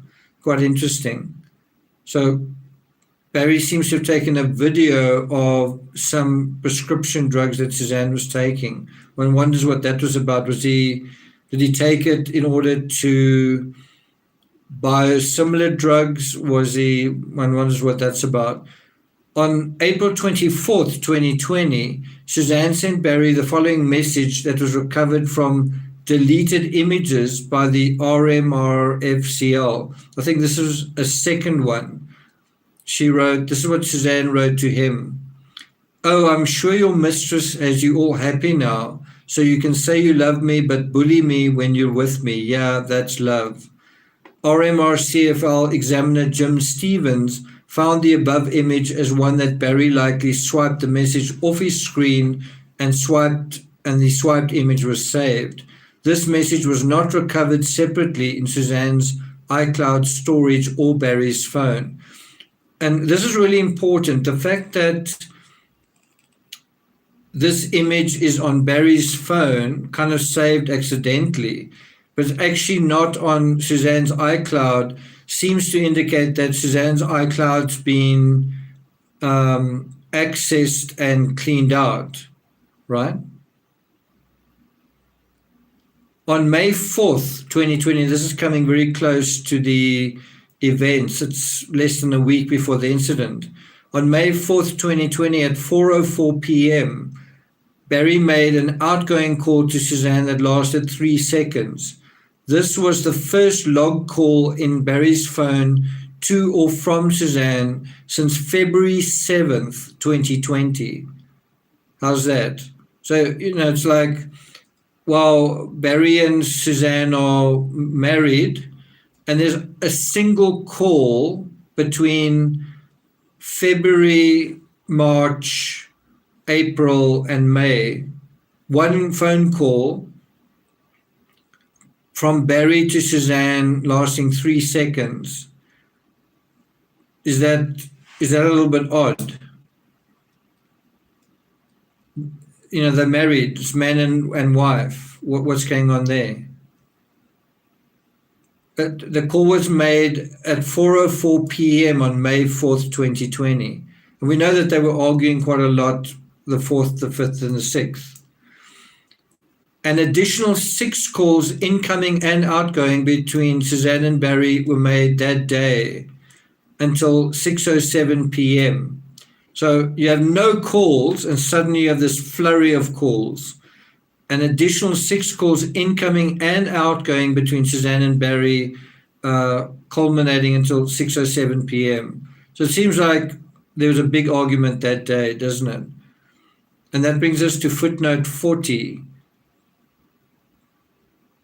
Suzanne's Verizon records account for 8 calls between her and Barry that morning. So Suzanne's Verizon records show 8 calls, and Barry's phone shows 6 calls, so 2 of them seem to have been deleted.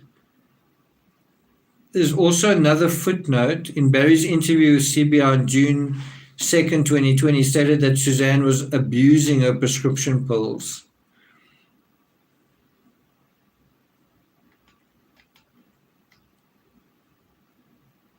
Now we go to May 5th to May 10th. Barry's phone, and other GPS sources.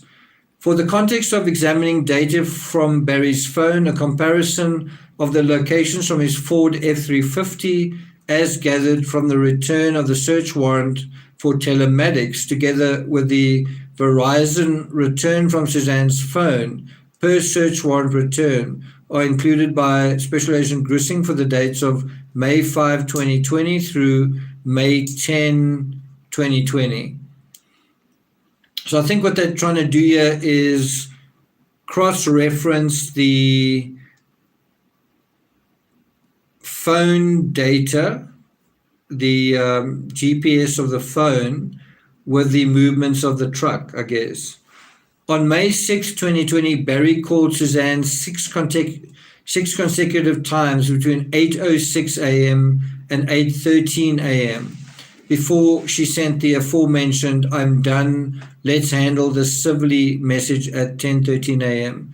So all of this is really adding reinforcement to this idea that there was a lot of tension in their marriage and the tension was building up, right? If you took that message all on its own, if you took that message, "I'm done, let's handle that civilly," on its own, it would be quite a compelling message, right? But it's within the context of them calling one another 6 times in the space of 7 minutes.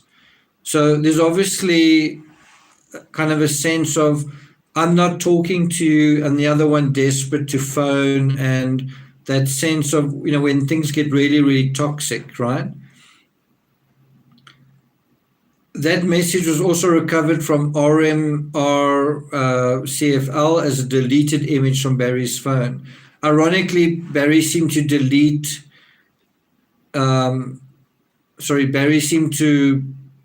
record images of the most important messages that maybe he was trying to delete. On May 6, 2020, from 2:43 p.m. to 5 p.m., Suzanne received 4 messages deleted from Barry's phone prior to seizure of his phone on May 13 from Barry, which referenced something like, I think he wrote, "When I'm dead, going to see my savior, this life on earth is a mere grain of sand compared to eternity." So what Barry seems to be doing here is, playing the sort of passive, poor me, feel sorry for me because I'm going to take my own life thing, right? It's almost like he seems to be manipulating her by threatening to harm himself or something like that. And this is the part that I've highlighted. This to me is really huge. The location activities registered by Barry's phone were abnormally high. This is location activities were abnormally high in frequency during the late nights and early morning hours of May 8 to 9, 2020, and May 9 to 10, while at the Morphew residence. On May 8th, 2020, at 7:06 p.m., Barry's phone called Suzanne while his phone was likely traveling west along Highway 50. Suzanne's phone location was approximately 3 miles east of Barry's phone. The call lasted 73 seconds and was the last recorded phone call for either device on May 8th, 2020.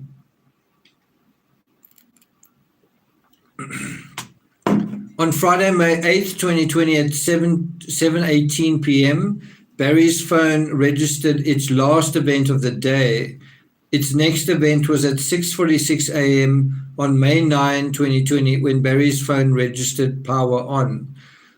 And I think that's quite important. I think it's quite important that you find out that the day before Suzanne went missing, Barry seemed to wake up at 6:46 a.m. In other words, that seems to be a reasonable hour, a reasonable time that he would get up in the morning, 6:45, right? On May 9, 2020, at 6:46 a.m., Barry's phone was taken out of airplane mode On May 9, 2020, from 7:22 a.m. to 7:39 a.m., Barry's phone registered locations at his Tailwinds worksite near Poncha Springs. During that time, Suzanne's phone exchanged messages with her friend Sheila Oliver at 7:35 a.m. and Greg Fisher accepted her friend request at 7:30 a.m. Footnote 41 reads, Fisher told the FBI that he thought Suzanne's Facebook had been hacked and he checked her account online upon receiving the request. Fisher said he is a close friend of Gene Moorman, Suzanne's father, and said it didn't seem like her to send him the request. So almost everybody who got friend requested said that doesn't seem like Suzanne. Suzanne's phone was located at the Morphew resident per Cellular Analysis Survey Team, or CAST, based on their analysis for the entire day of May 9th, 2020. On May 9th, 2020, so bear in mind there's this talk that did they go hiking or whatever.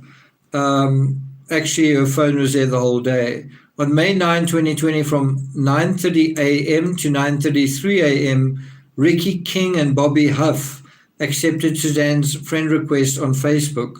Footnote 42, Huff told the FBI that he did not think Suzanne sent the requests and that she would never see me and friend me. Barry's phone continued to receive messages from Suzanne's phone and send messages to her phone while he remained at the CR 105 site until 9:37 a.m. On May 9, 2020 at 9:50 a.m., Suzanne's phone texted Barry, want to hike. At 10:36 a.m., Suzanne texted Barry, wanna meet to hike. At 10:48 a.m., Barry responded, no, I'll come home. I really don't know what to make of those texts. I don't know whether those are genuine texts. I don't know whether they are staged texts. Bear in mind at this point, Suzanne was alive. What do you guys think? Do you think that they are? I really don't know what to make of those texts. Do you think that Suzanne did want to go hiking with Barry, or do you think she was sort of testing him because, in other words, his availability? Are you busy? Maybe it's a different way of saying, are you busy? Because she was at that point sun tanning that sort of late morning and afternoon, sun tanning and messaging Jeff. The thing is, if they are staged texts, how would she not have known about them? Or were they staged on the iCloud? I'm just not quite sure what to make of that.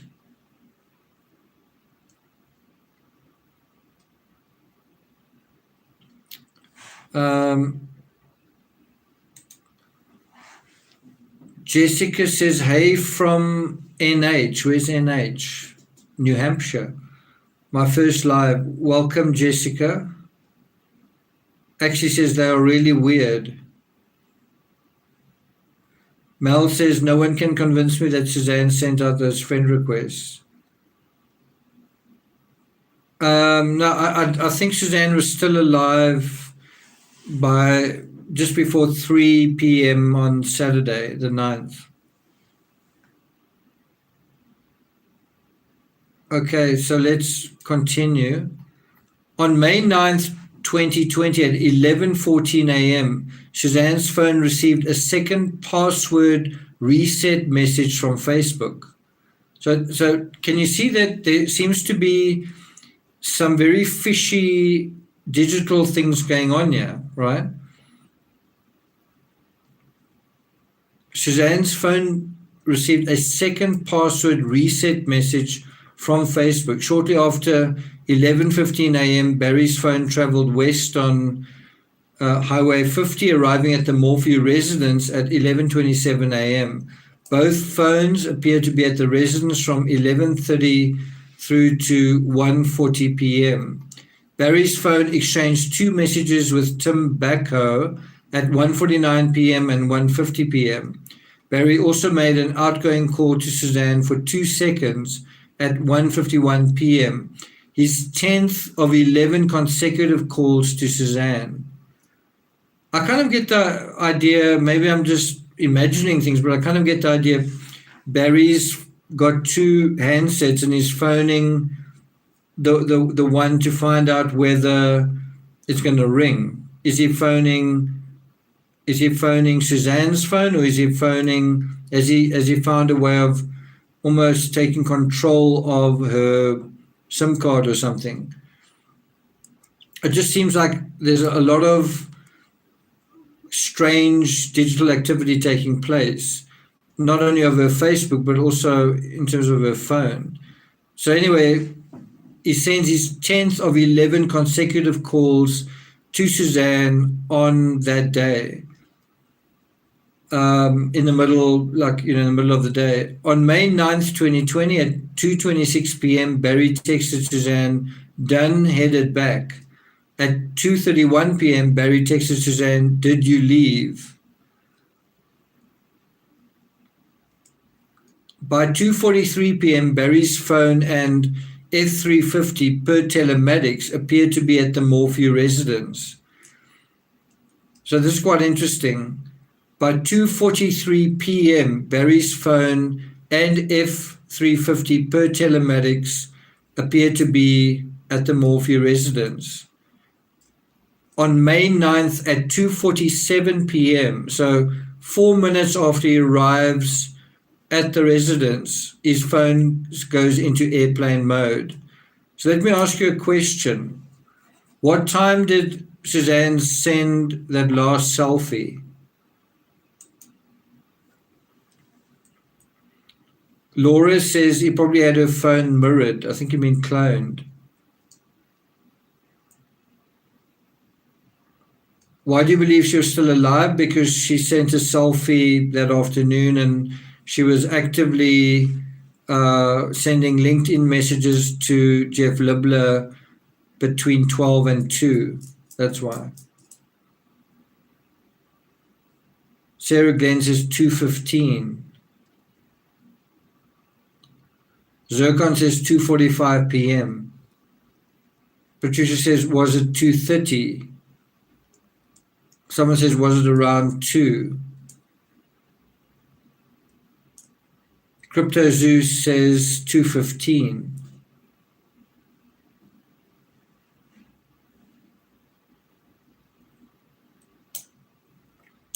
As far as I know, the last selfie was sent something like 2:44, 2:47 p.m., somewhere around there. Could be wrong. I seem to remember it being. Someone says 2:13. Barry Morphy got home around 2:45. I mean, I've kind of been saying from the beginning, did Barry see her, even hear her, taking the selfie and sending it? Teresa says Barry could have sent the selfie. I don't really think so.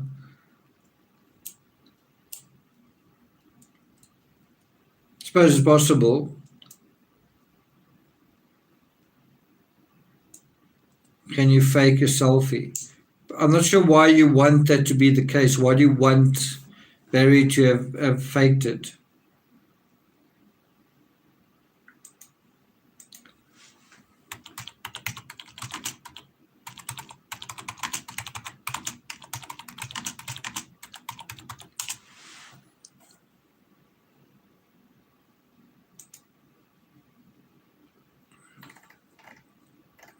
So I'm just Googling last proof of life photo.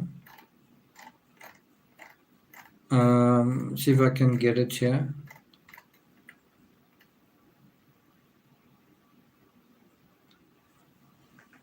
Barry sent a text at 2:26. Did you leave?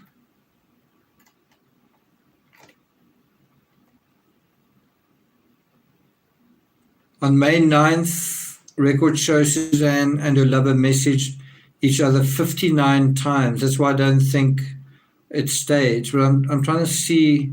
They don't actually say what time this was sent. They don't say what time in terms of this article anyway. Anyway, let me just put this link in the description.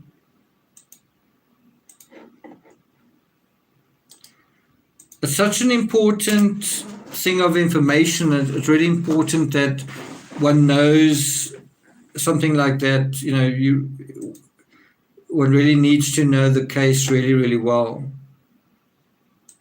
I mean, that is very important. So I think it was taken at 2:03 p.m. Not sure why I thought it was later than that.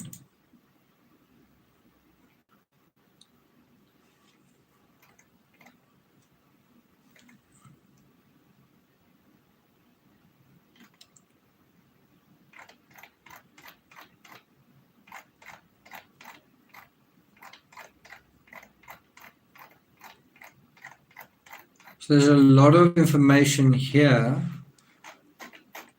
I think it says that the last proof of life photo was taken 2:03 p.m.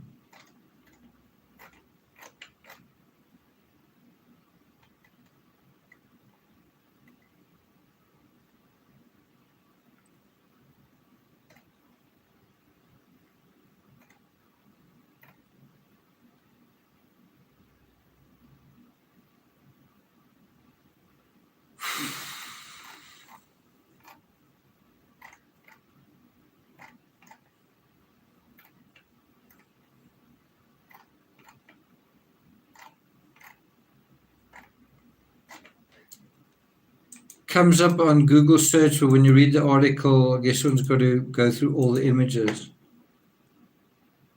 2:03.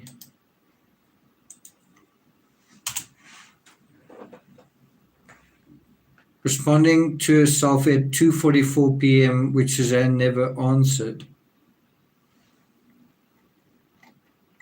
So does that sound right? The selfie was sent at 2:03 p.m.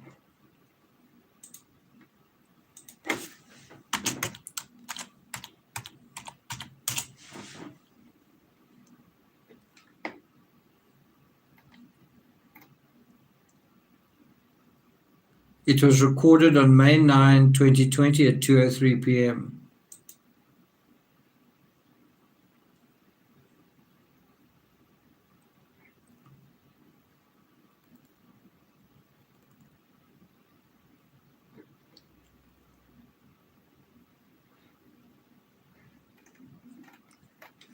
So I think you can find, investigators believe this is Suzanne Morphy's last documentary evidence of his life, should be of her life. It was recorded on May 9th at 2:03 p.m. Anyway, let me just put that in here.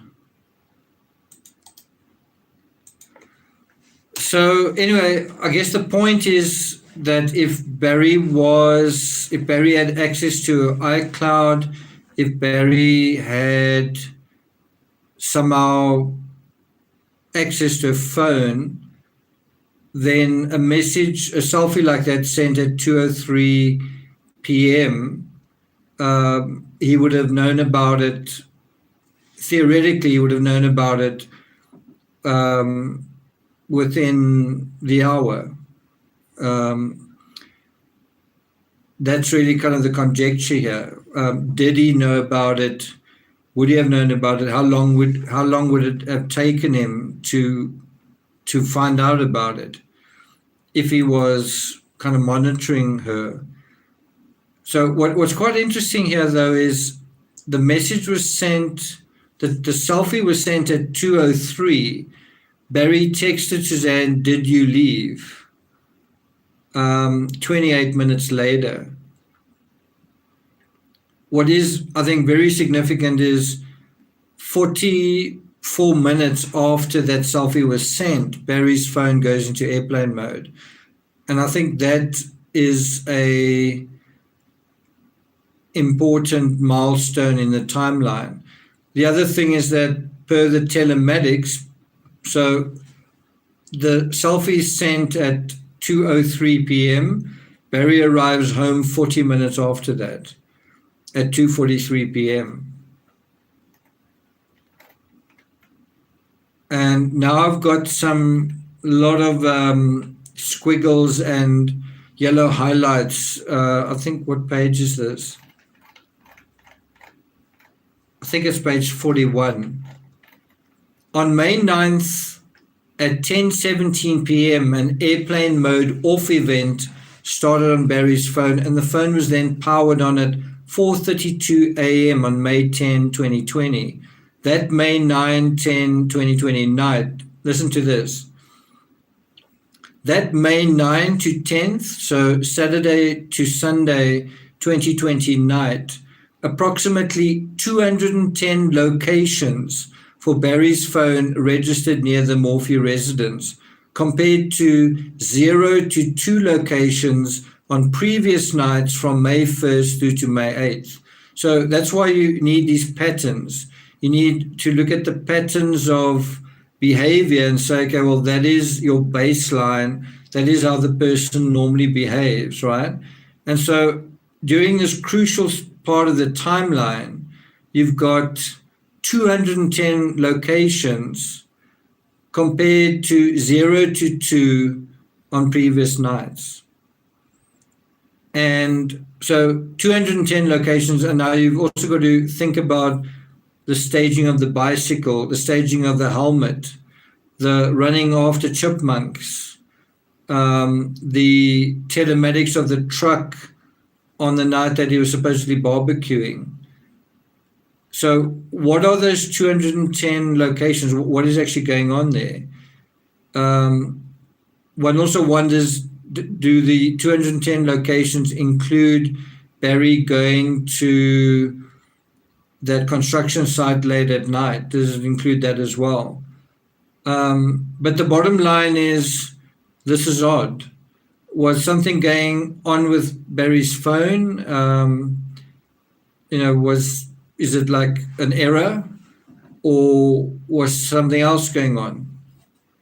210 locations for Barry's phone through the night of 9th to the 10th, 2020.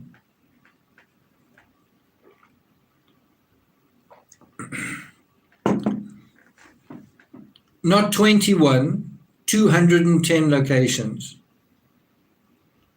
On May 10, 2020, Barry's phone display came on and his device was unlocked at 3:56 a.m. That's early.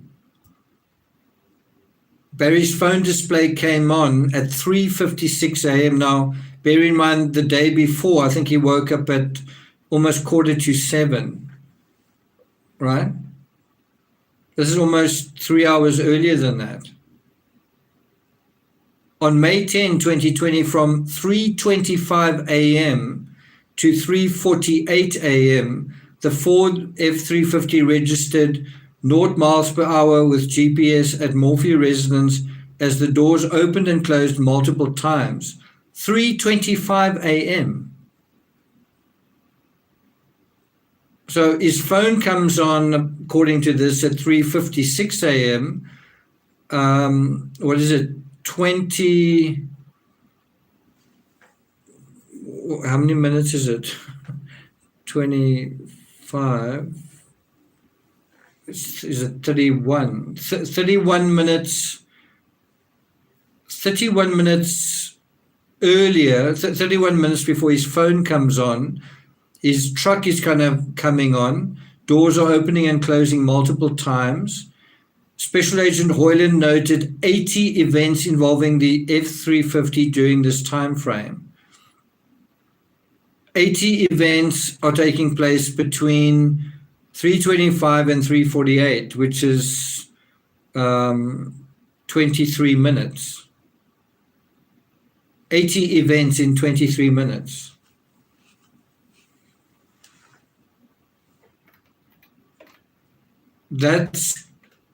What do you think of that?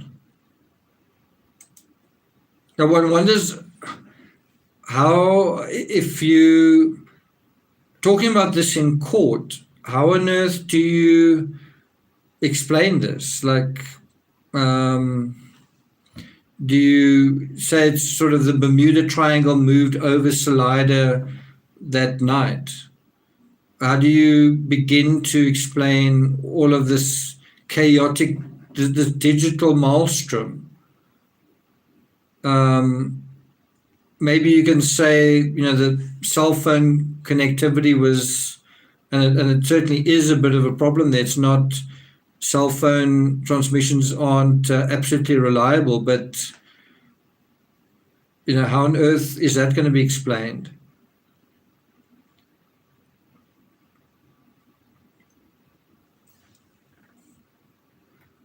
Maui, that's right. He messaged her through LinkedIn. They messaged one another through LinkedIn.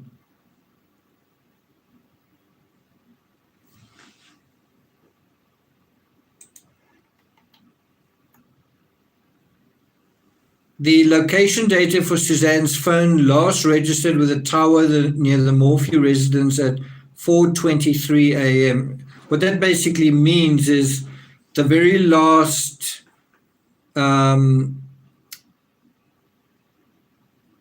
digital signal from Suzanne's phone, the very last peep basically that Suzanne's phone made was at 4:23 a.m. on the morning of May 10th. And that is about an hour after the truck started showing activity, and about half an hour after Barry turned on his phone. Further events of Barry's phone records are documented under the surveillance video Broomfield section. So I'm not really going to deal with Broomfield, all the things that happened there in this live stream. We almost at 2.5 hours.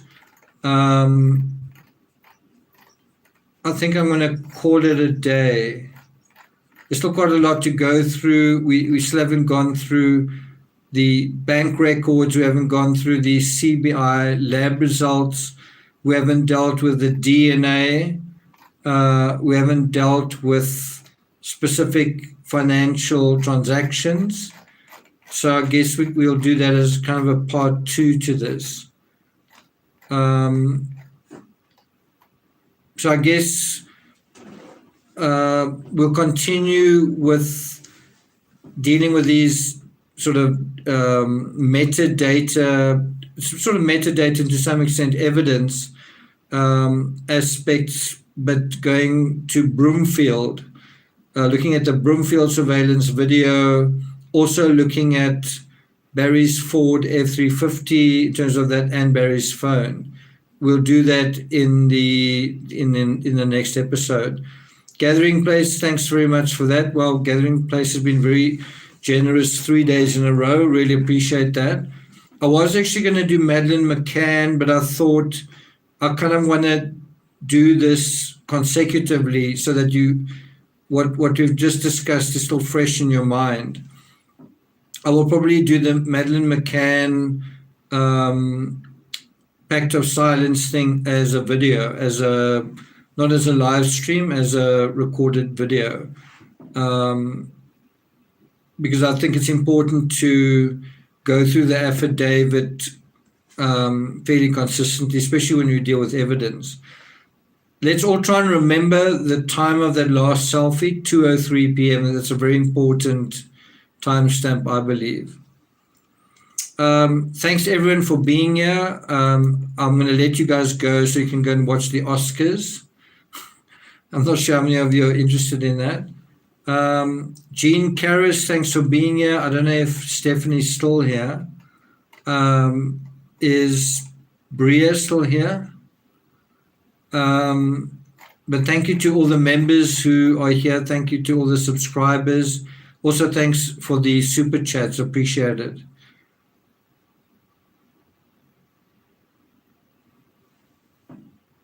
Actually says, thanks, Nick, say night to Timmy. Timmy, come. Let's see if I can get Timmy to make an appearance. Not there yet, thanks very much. Thank you for the deep dive into evidence. Love your channel. Thanks a lot. Love your channel, Chad. Can you see how much information there is if you just take the time to go through it, right? And there are so many people who are interested in true crime, but nevertheless, there's a certain level of ignorance just because it does take time and effort to go through all of this stuff. I mean, the affidavits, I think it's 130 pages. It's quite a lot to go through, but it is worth going through each page. Each line of each page is there for a reason. Timmy, come. Come, boy. Timmy? I hear the cat sort of stirring. Timmy, come. The cat stirring. Timmy, come. Come, boy. Timmy, come.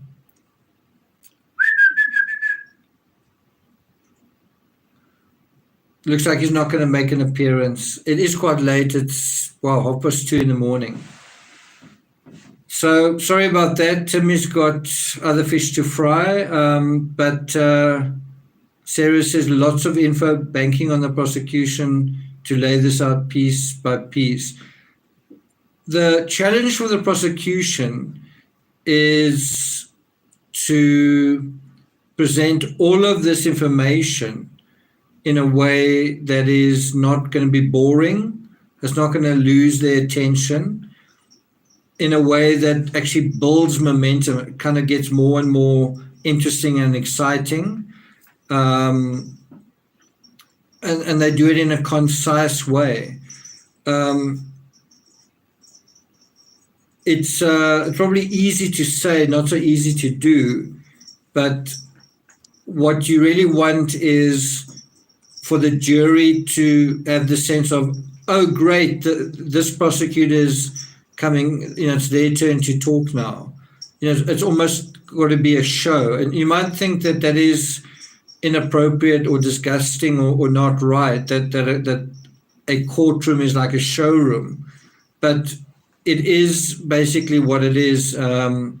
You've got jurors sitting there. Not everyone wants to be there, and they are there for hours and hours and hours. And if they are bored, they're not gonna. If you bore someone, they are not paying attention. If you bore someone, they're not going to remember the facts. On the other hand, if you interest them, if you engage them, if you are likable, if you are emphatic and to some extent entertaining, then they're going to remember what you're saying, and to some extent you're going to be convincing, right? When I was teaching in South Korea, there was a pretty old guy who was a veteran teacher. He taught in Saudi Arabia, and he taught, he had all these credentials. And I was like the complete newbie. I'd never taught. I don't have a degree in teaching or whatever.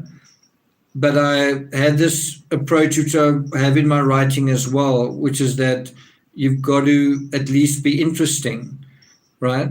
And I remember he came home one day. In the beginning, we lived in the same little villa. He was quite a lot older than I was, but he came home and he was so exasperated. He said, "I am not an entertainer." And I sort of quietly thought, Donald, you kind of have to be. You've got to keep, because we're teaching young Korean kids, you've got to keep their attention.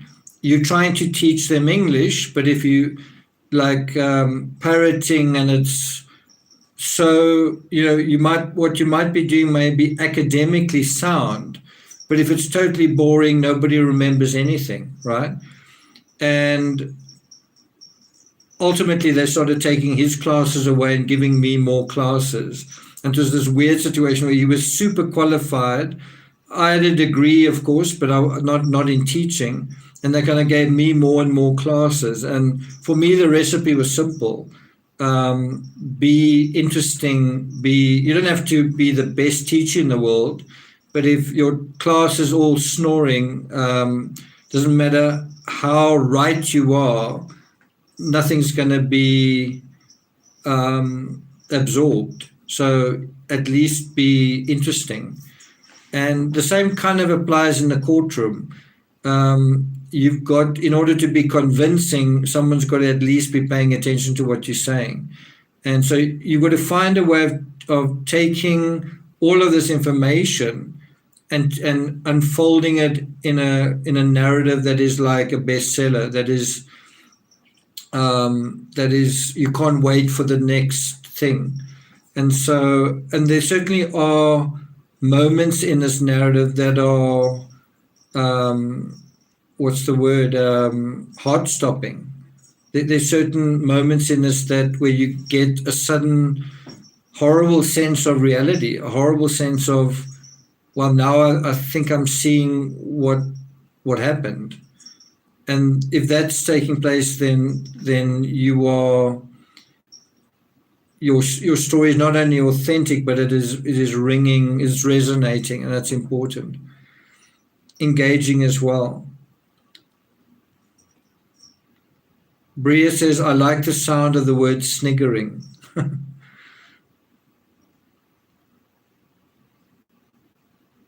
Thanks a lot, Bria. That's nice of you. You are a wonderful teacher. Timmy thinks so too. Timmy's actually just joined us. Timmy, come boy. Timmy, people want to say goodnight to you. Let's see if I can pick you up. Okay. Well, Timmy, you've made my night by making a little appearance. Hi there. Okay. Timmy's tired. Timmy's very tired.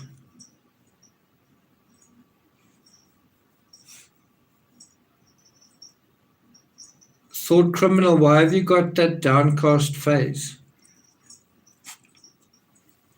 Timmy is a sleepy dog right now. Well, we are going to sleep, hey?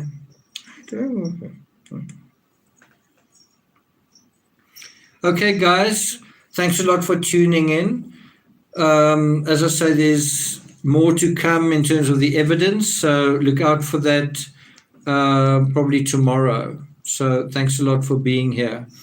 Have a great rest of your Sunday night and a good week going forward. Thanks to all the members who are here. Thanks to the mods. Also, thanks to the super chats. Thanks a lot. And Timmy says, bye-bye. Okay. Cheers, guys. Thanks a lot. Okay.